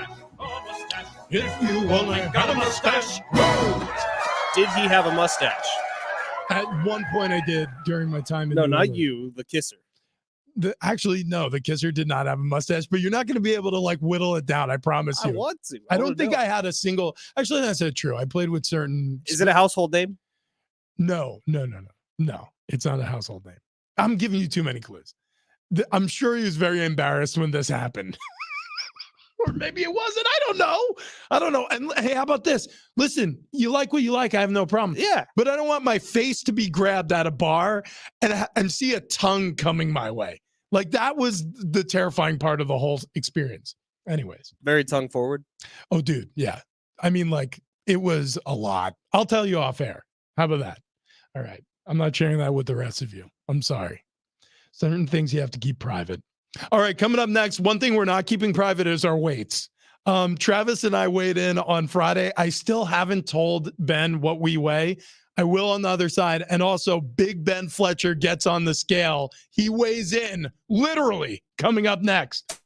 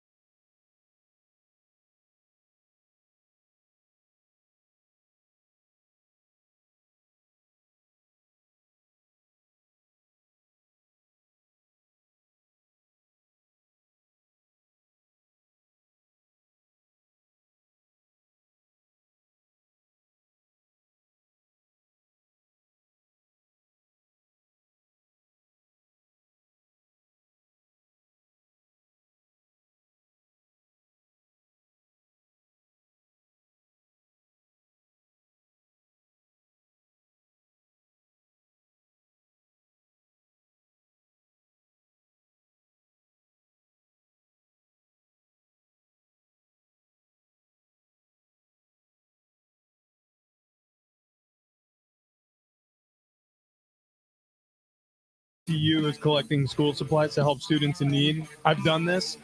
Go to Jersey Mike's. Trust me, this is really, really cool. Help us stuff the bus. You can donate or round up purchases at Jersey Mike's subs locations around the county or visit sdccu.com/donate. That's sdccu.com/donate. But go into Jersey Mike's. I forgot how much I love those sandwiches. Dude, don't talk to me about carbs right now. That's a good point. That's all I want. Yeah, I a Jersey Mike's sandwich. I slipped that in under the deadline to make sure that I got my number 13, the OG Italian sub. Dude, I like the chicken bacon ranch. The chicken bacon hot subs, they're delicious. They are unreal. The fact that they have the flat top grill, I know, and they make it in front of you. Like it's not like they disappear behind a kitchen wall. No, like you hear the sizzle. You hear the sizzle, and you smell the onions and peppers. God, you just made the hair on my neck stand up. Like I miss bread so much. Dude, wait till I tell you about our night at the Remy last Saturday night. Get your ass in here. I don't want to hear any more about your eating because you have something very important to do. And I want you to get on this mic. And the reason why I want you to get on this mic is because me and Travis, this happened on Friday. We had to weigh ourselves in because if we're going to start a diet, we got to have a starting point because we need an end point. So I have no idea what exactly we're all aiming for. We haven't made goals yet. And I think part of the reason is because we're incomplete. We only have 2/3 of this show weighed in. So it's your turn today. Are you nervous? First question. Nervous isn't the right answer. Curious is a good one. How long has it been since you've been on a scale? Years. Really? Honestly? Well, I mean, doctor's visits, you get on a scale. I mean. But have you been to the doctors in years? I mean, I guess my last physical, which was like a year or two ago. Yeah. Yeah. Okay, so that's the last time you started. It's been a while. And what did you weigh? If you had a ballpark it, or do you remember exactly? I think it was like 255. 255. Okay. So you could play middle linebacker. Actually, you're a little too heavy to play middle linebacker anymore. You would be like a light defensive end. Or like if I was like 4 inches taller, a really good tight end. A really good tight end. Like an Evan Ingram type. Yeah. Okay, my goodness. All right. What do I have to do? Do a tap? Yeah. So step on it like kind of hard, and then it'll light up. Well, it's lit up. Okay, then it zeroes out. Zeroed out. Okay, hang on. I'm going to videotape you as well. So Ben is... Do you have a guess? Okay. Here, look me up. You want me to lift my shirt up? Okay. Wow. That is alarming. All 5'10" of you. Okay, you've got some calves on you. I do. Okay. And the thighs are thick. You do? Yeah, you got some thick boy thighs. And the belly ain't small. It's not, honestly, you've got a midsection that fits your body. I think for my body, my belly's too big. So I'm going to say, looking at your frame, the butt's there too, man. 270. 270. I'm going to say 270, but hang on. Let me get a camera on you. What were you and Travis? So I know if I feel good or bad. Oh, actually, yeah. You might want to sit down for this. So Travis. Are either of you over 3? Yes. What? Guess which one? I mean, you're taller. You? It was me. How much?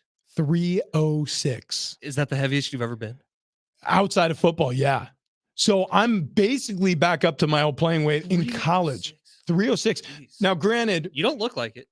Well, see, that's the thing. But you got some big old thighs too. Yeah, these hunk. And I'll tell you what, I'm praying that most of it's muscle. And your butt is like the biggest butt I've ever seen. It's a problem. Yeah. It's a problem. It's not a solution anymore. Okay, hang on. Okay.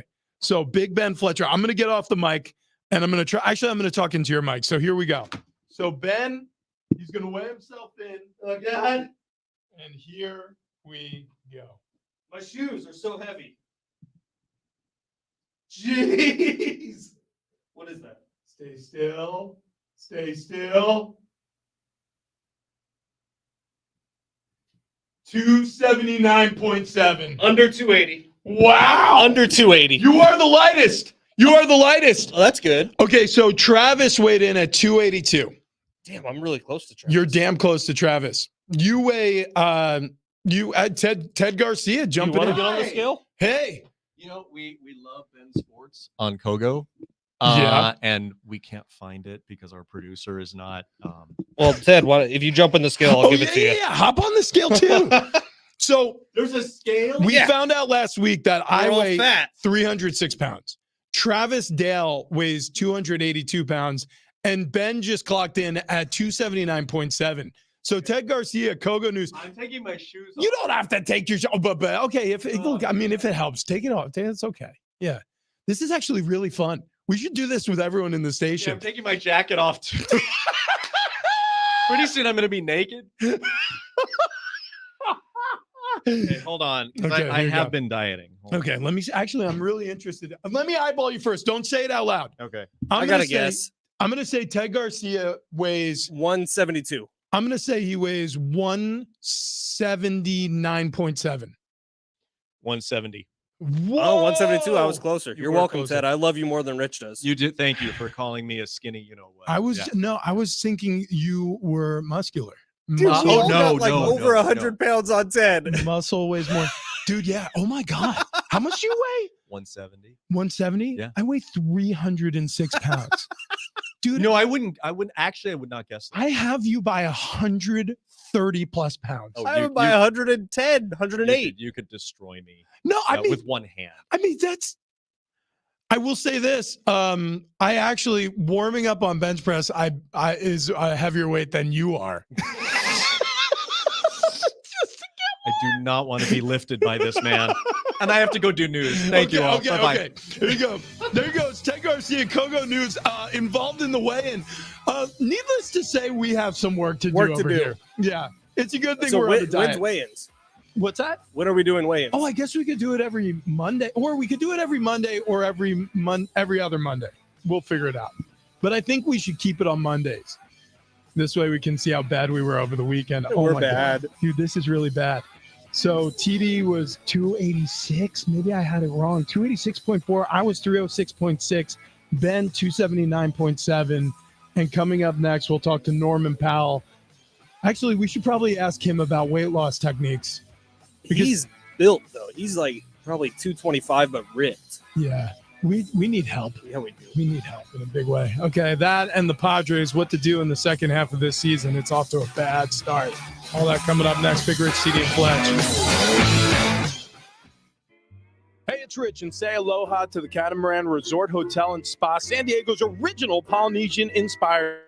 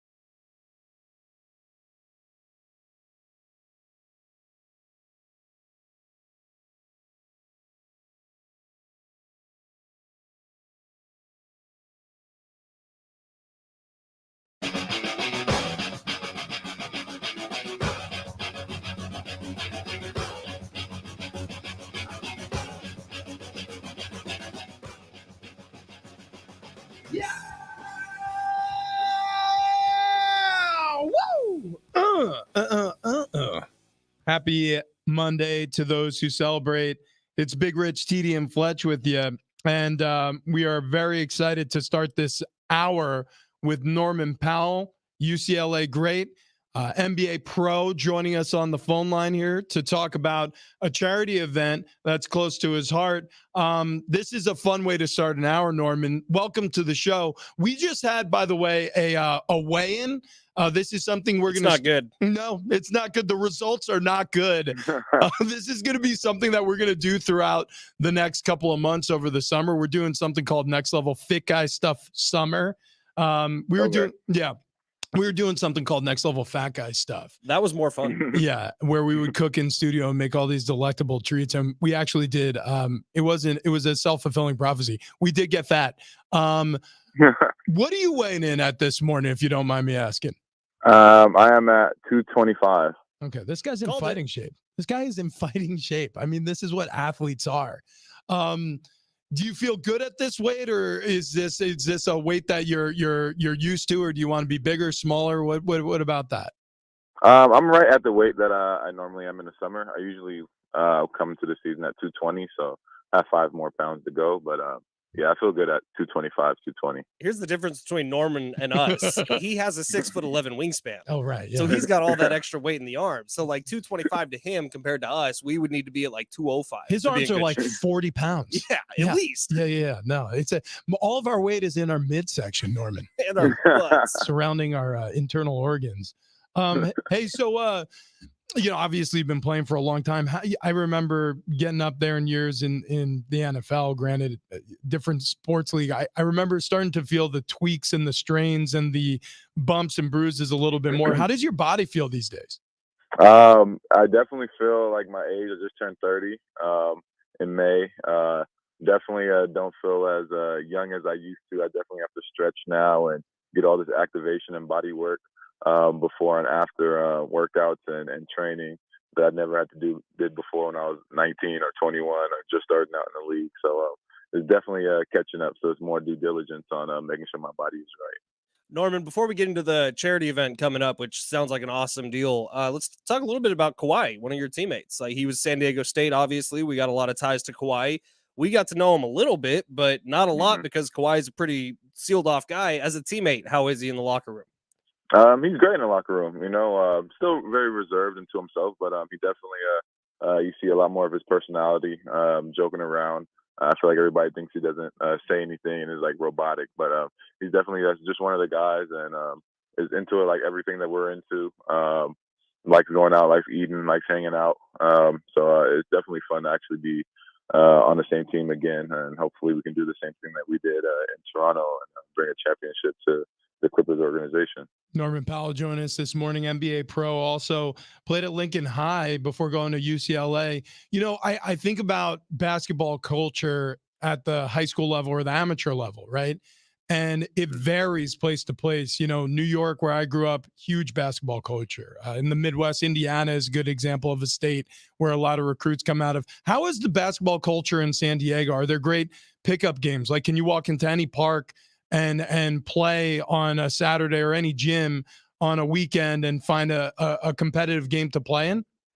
Especially when I was growing up in high school, all the competitive and good basketball players that were coming out of San Diego or even college players would be at Balboa Park at Muni Gym in the summers, and we'd go up there and play basketball all day from like 10 a.m. to 6. It'd be an all-day event, especially when I was in high school growing up.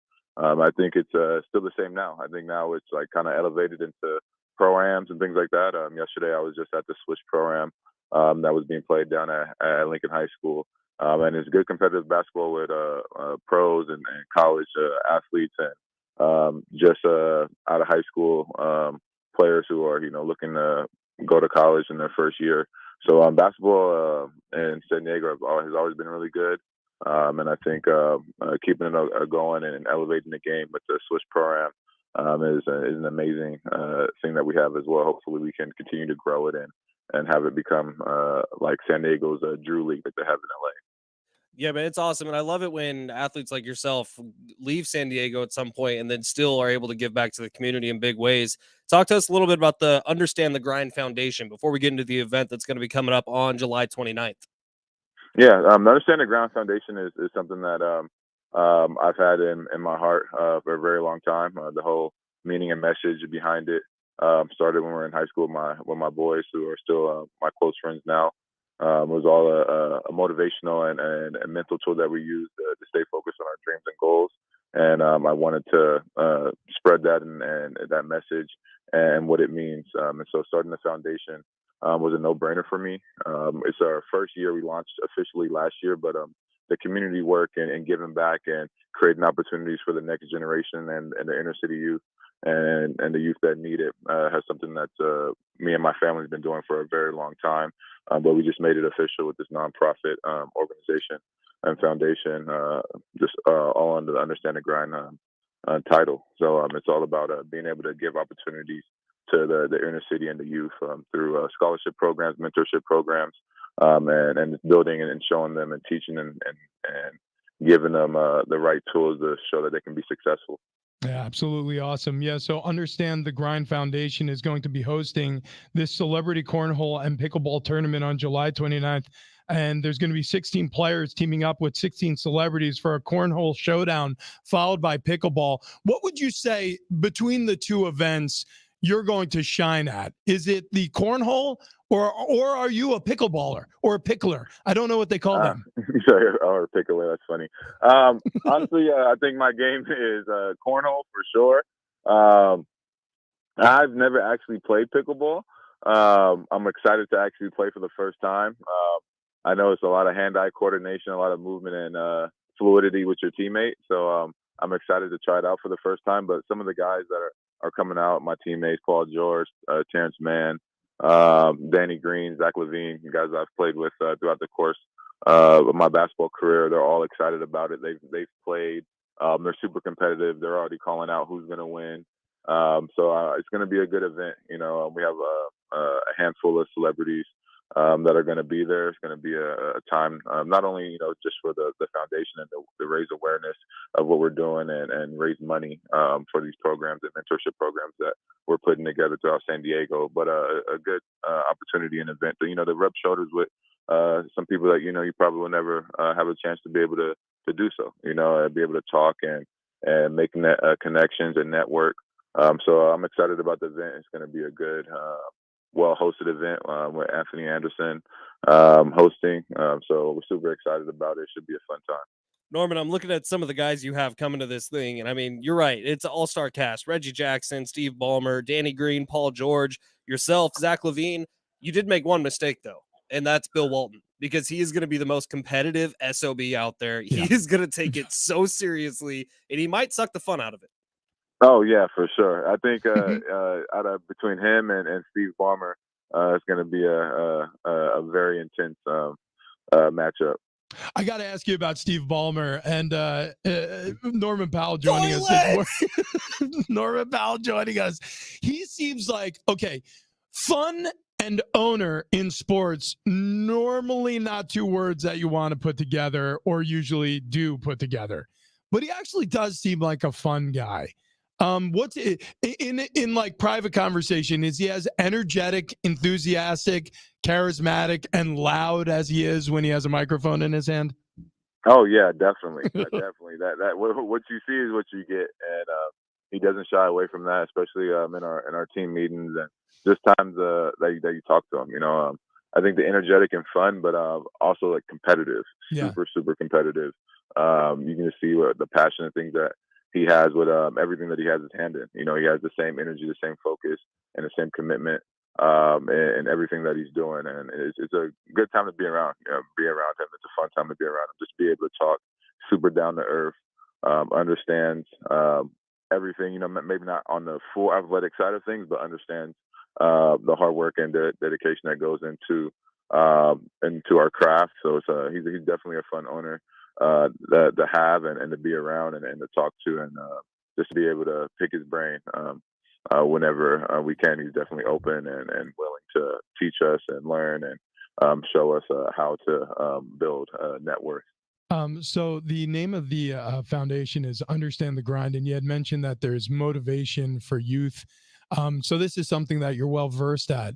If you were going to give some motivation to a couple of guys, say in or nearing their 30s, who are at or above 280 pounds or 300 pounds in my case, 279, mother. looking to lose a little weight, what would you say to motivate us? So Norman, we're putting you on the spot a little bit, but if you could give us a little bit of a pep talk, like let us know what we should do and how we should do it, what would you say to the three of us idiots? Well, I think my first question would be what is it that you're trying to accomplish? Because then I can give you better direction. That is such a deep question. I guess just to lose weight and not look as embarrassing in my underwear or bathing suit as I do right now. That's the perfect way to put it. Okay, yeah. So there you go. So that. Oh, to lose weight? Yeah. Oh, losing weight is definitely tough, but I think the biggest thing is to remain focused on whatever your diet is, and be committed and focused on that. It's kind of the same thing that I tell the youth and how to be successful. I get the question like, how do I make it to the NBA? And everybody wants like a cheat code plan and that automatically going to get you there. But I think the biggest thing is figure out what diet is, what you have to do on a daily basis, and stick to it. I think the biggest thing is being committed to that goal. So as the days get hard or the diet gets boring, or you want to slack off and cheat or go to the fridge and grab that ice cream or cake, whatever it is, just to remain focused on the end goal, and instead of grabbing that ice cream, go in there and grab a banana or a salad or some fruit, something healthier on the side that doesn't have as much additives, sugars, and things like that. It's the same thing. So you're saying we have to actually work hard? No. Oh yeah. No, that's what the grind's about. No, stop. Diet grind, basketball grind. We are not understanding this grind you speak of. Listen, in all seriousness, this is awesome that you're doing this. We're really supportive of the event. Again, it's Celebrity Cornhole and Pickleball Tournament. Tickets on sale for $250. Every single dollar goes to the youth. It's the Understand the Grind Foundation, and it's going to be a July 29th showdown in Point Loma with all those celebrities you just heard about. And it's going to be obviously hosted by the great Anthony Anderson. So, Norman, this was a really fun chat. Thank you for humoring us with some motivational for us. And we'll talk somewhere down the line, my man. Perfect. Thank you so much for having me on here and spreading the word about the foundation. We're trying to do great things within the community. You got it. Looking forward to seeing you next year. Stay healthy, and we'll do it again sometime soon. Thanks again. Perfect. Thank you. There he goes. Norman Powell, UCLA great, LA Clipper currently. So he's saying that in order to achieve our goals, effort needs to be had. Right. He was alluding to discipline. Yeah. And following the diet, even when it gets boring. These are going to be tough asks for a couple of guys who really love food. Yeah. You have young kids, Rich. Yeah.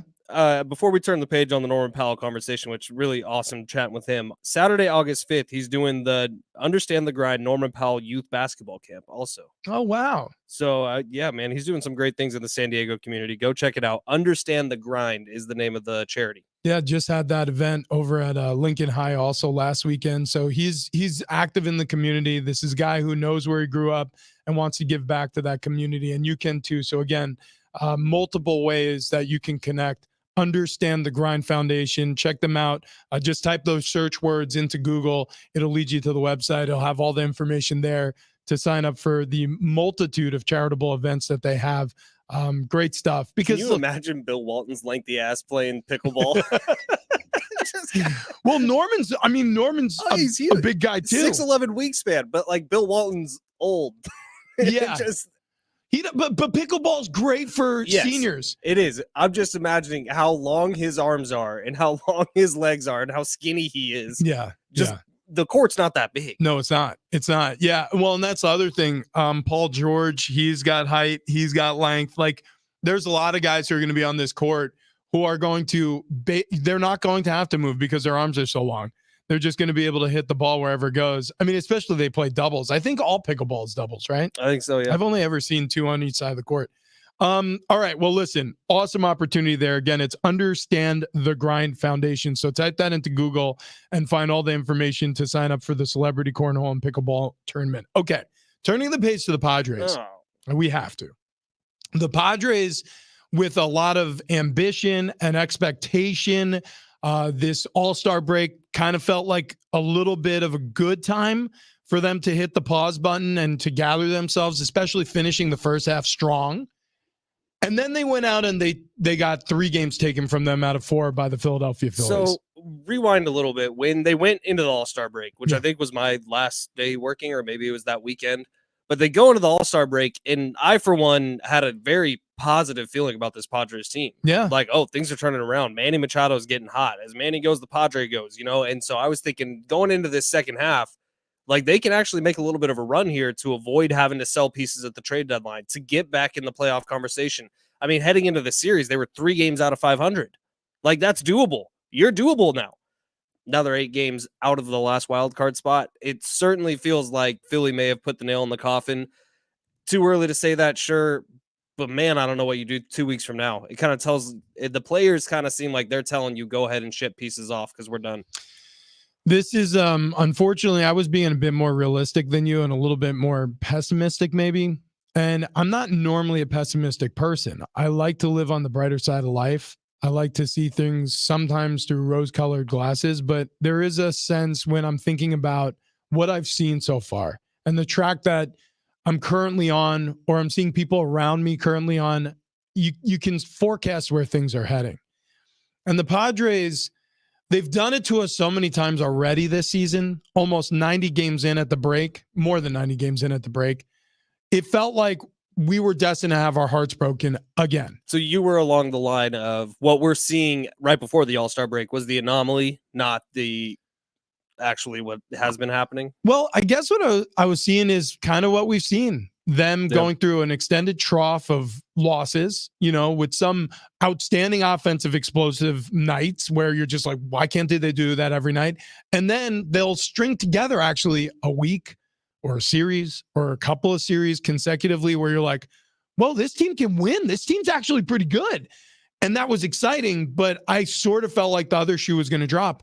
And the problem with the Padres is it dropped so hard. It's not like, hey, tough loss, but we followed it up with a win, and then we're going to sort of beat around the bush around 500, and then it'll be a losing streak. It's like, no. It's like they play up for about a week. The longest I think we've seen them play good was about 10 days so far this season, say 7 games. And then they do this every time. They have this precipitous fall from wherever it is they're at. And you're back to the drawing board, it feels like, energy level-wise, offensively. And that's exactly what it felt like in Philadelphia this weekend. And what sucks about those 3 losses in Philly it wasn't like you were getting blown out. No. You had these games in the bag for the most part. Yeah. And losing those, I mean, as a former professional athlete, games you should have won, but you end up losing, and really you give them away, whether it's your bullpen, whether it's situational hitting late, you just give those games away. That's got to feel worse than losing by 10. So this is the quote you added to our rundown here from the Kevin Acee article following the disappointment last night. And I'll read the entire excerpt. It says, they know it is highly likely the memory of games like Sunday and many others along their MLB high 29 losses by 1 or 2 runs will haunt them. Yeah, said Xander Bogaerts, bowing his head. It will. Like so many other points in the last 3.5 months, Sunday may have tipped the other way. The Padres scored first again. They added on to their lead. And then familiar feeling and unraveling as the game accelerated and a runaway, afraid, ugly yarn this season has been threatening to become. That is a perfect way to state this. It does feel like a sweater. It feels like all of a sudden you ran through a rose bush and a thorn caught an edge and it is just falling apart. And the harder they sprint, the worse it gets. It's really disappointing. If you're a Padres fan, look, I jumped on this train 10 years ago. There's people who have been on this train since birth, and they have grandkids now. and they're trying to enjoy this feeling that we had last year with their grandkids or their kids, or they're going to games, or their season ticket holders, maybe always have been, or for the first time since the Padres now have been back on track. And that feeling of expectation followed by disappointment is some of the worst feeling you'll enjoy in your life. And unfortunately, this team has delivered this to the fan base over and over and over again. Not like this. Expectations have never been this high. But this hurts more. It hurts way worse. Yeah. It's bad, man. Like going into this season, I remember the few shows we were doing right before the season started. Travis was talking about the roller coaster. You remember that? And he was like, I'm going to be going up and down all year. And I said, you don't even need to worry about that this year because it's going to be a steady incline. This team is too good to have to work to get into the playoffs. Yeah. Now look at him. Yeah. Look, 844-570-1360. If you want to call and chat about this, we're going to take a quick break here, and then we can take your calls on the other side. 70470. Start your message with team. I guess the question is, have you given up on them yet? I mean, is it the point in the season where, okay, you saw the heater they were on at the break, but you saw what they did on the other side of the break? Are you ready for them to chop this team up, sell off some of the stars, and then prepare for 2024? Is it time? 844-570-1360. We'd love to hear from you, or text us 70470. Start your message with team. We'll take those calls. We'll read those texts, but also I want to get to this. So DeAndre Hopkins and Damian Lillard, what do those two names have in common? You're going to find out coming up next. Are you in need of some inflation compensation? Listen to us weekdays in the 10, 11, 1, 2, 3, and 4 o'clock hours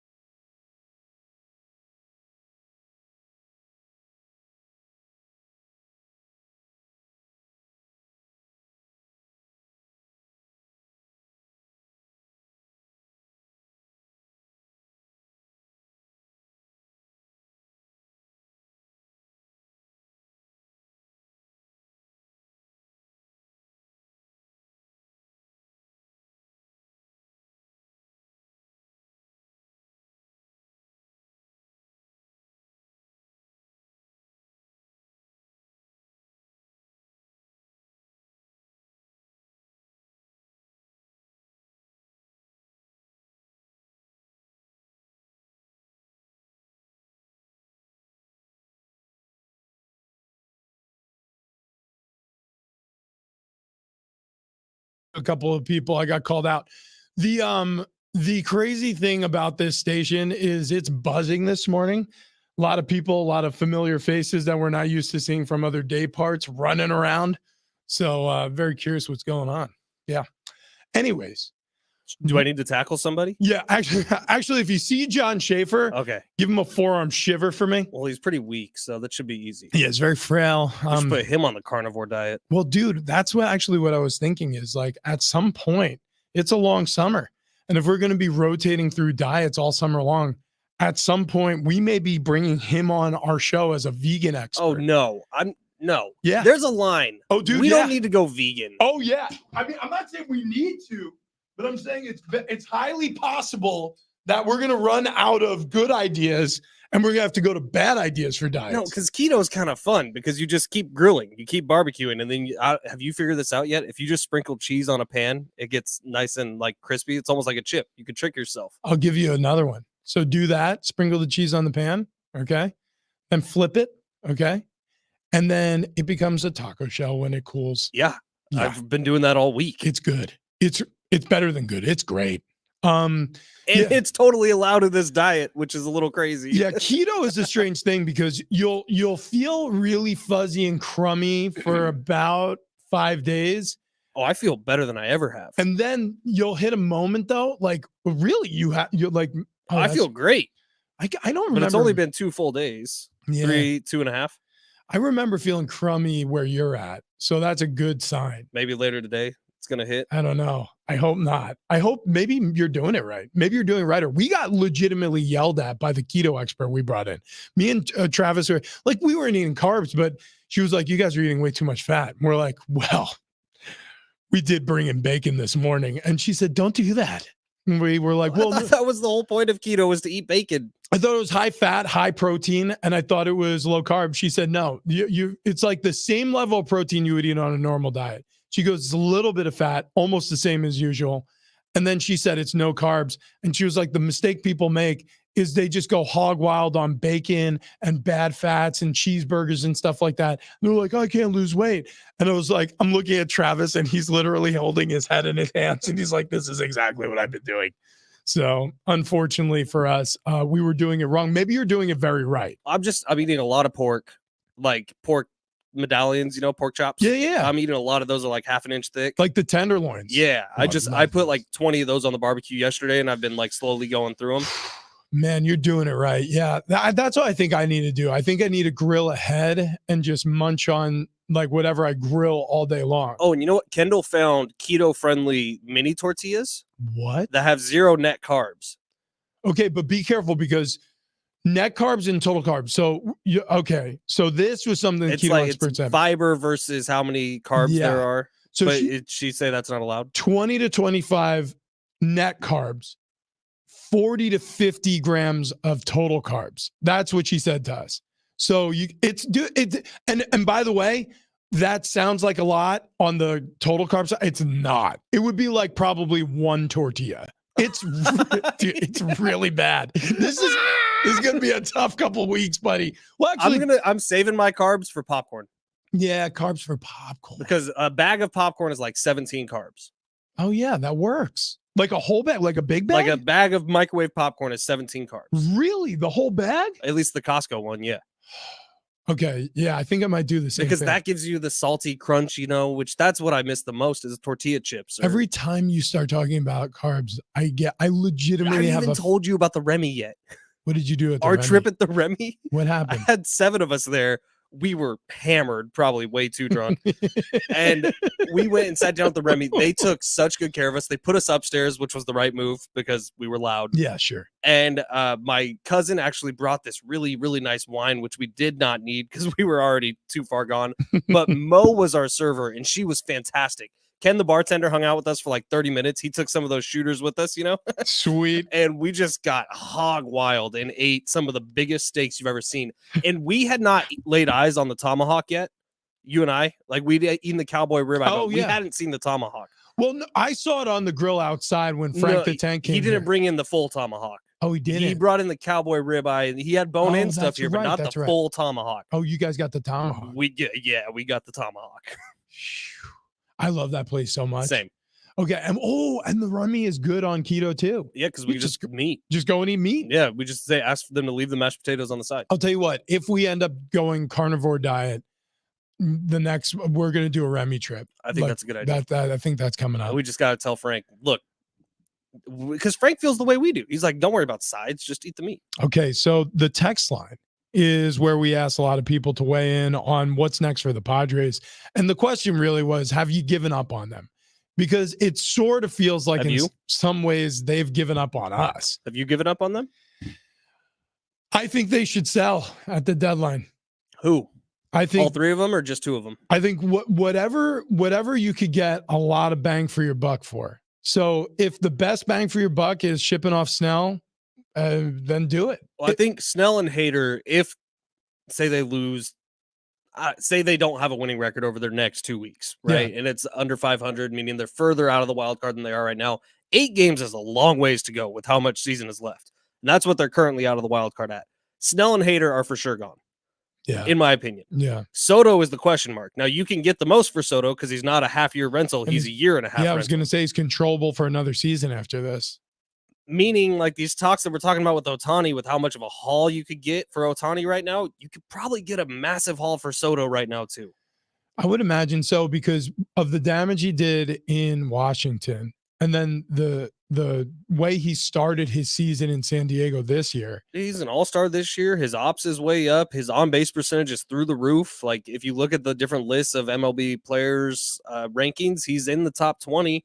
I mean, I know in San Diego, we don't think Juan Soto's been all that great. Well, his numbers have been just fine. It's just we're not seeing the power that he had in Washington. Big part of that is Washington's a pretty hitter-friendly ballpark. San Diego's not. Well, and also, it is to opposing teams, unfortunately. But yeah, for the Padres, it hasn't been. And unfortunately, he was better protected in Washington because the other bats around him actually hit. Like here in San Diego with Machado, Bogarts, and Tatis, no offense to the fans of those players, but they just have not been performing well together. This hasn't been a collaboration. The hitting hasn't been contagious. And so he has, close to no protection in the lineup. 619 said, I'm not ready to give up. The bullpen needs a good melee. There was one by himself yesterday. Cosgrove punching himself in the face. Did you guys see that? I did watch that. That was very funny. You sent me that meme. Hill and Hader were all smiles and giggles during warmups. They're giving away too many late leads. Starters are doing their job. Kind of wish coach keeps them in longer, but I understand the reasons not to. So frustrating being a San Diego fan. I hate always having to make excuses for them. And then another text came in. It's all Bob Melvin. Melvin's lost 90% of those close games with his moves and clueless looks. He should have been removed 25 games in. So there's a chance. I'd say as of right now, more likely than not, Bob Melvin is not the manager of the Padres next year. Well, there's going to have to be a bloodletting. Everybody knows that. So you sell a couple pieces at the deadline, and that's a signal to the rest of the clubhouse, like, look out, could be you next. If this keeps spiraling, could be you next. And that means next season. I mean, the only jobs I see that are 100% safe right now are Fernando Tatis Jr., Manny Machado, Xander Bogaerts, Joe Musgrove, Yu Darvish. Outside of that, who knows? Yeah. I mean, and that includes the front office too. Like, I know what Peter Seidler's saying, and he's saying the right thing. Like, you're going to stand by your guy until you're not. AJ Preller, he calls him great, elite, excellence.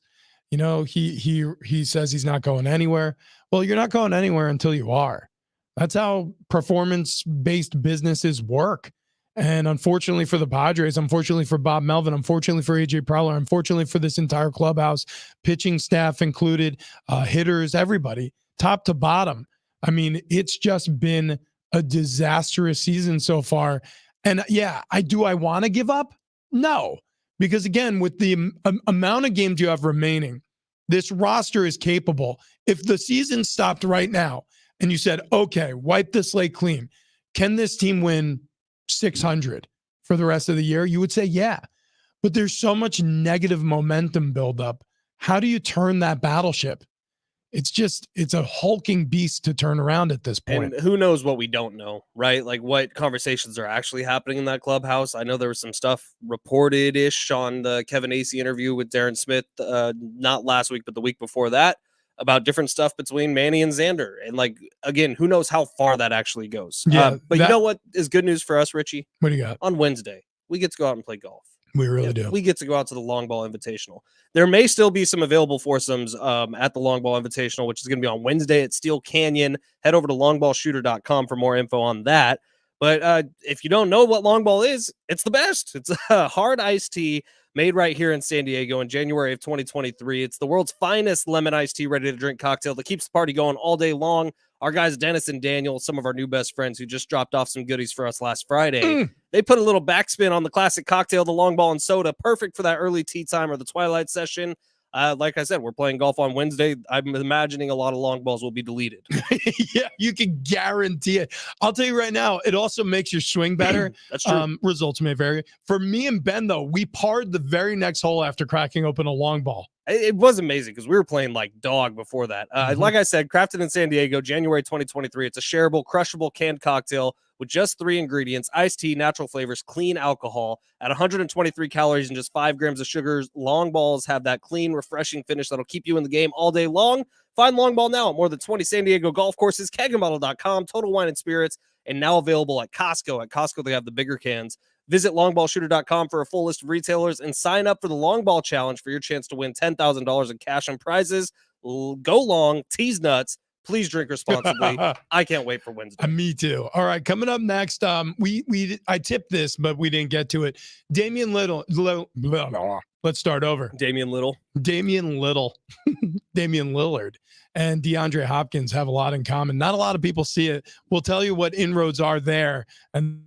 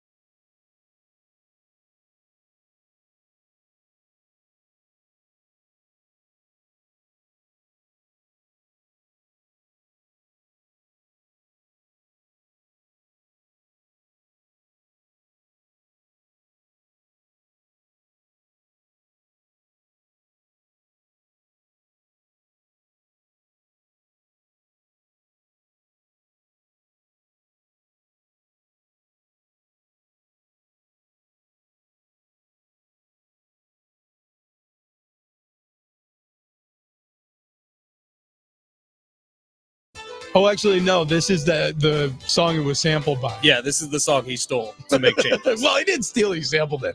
I love this intro, though. I love that song. Anyways, so Dame Lillard, he's still not traded to the Heat. He's called his shot. That's the only place he wants to play. If you've been following the story, the Portland Trailblazers, they drafted Scoot Henderson, who's kind of like a Dame Lillard copycat. Scoot! And Scoot, I mean, he'll replace him, especially if Dame is traded. And it sounds like he will be. It's just a matter of where and when. And this could be a months-long. And for how much? Like, the reason that's not done right now is because Portland feels like they can get a lot more.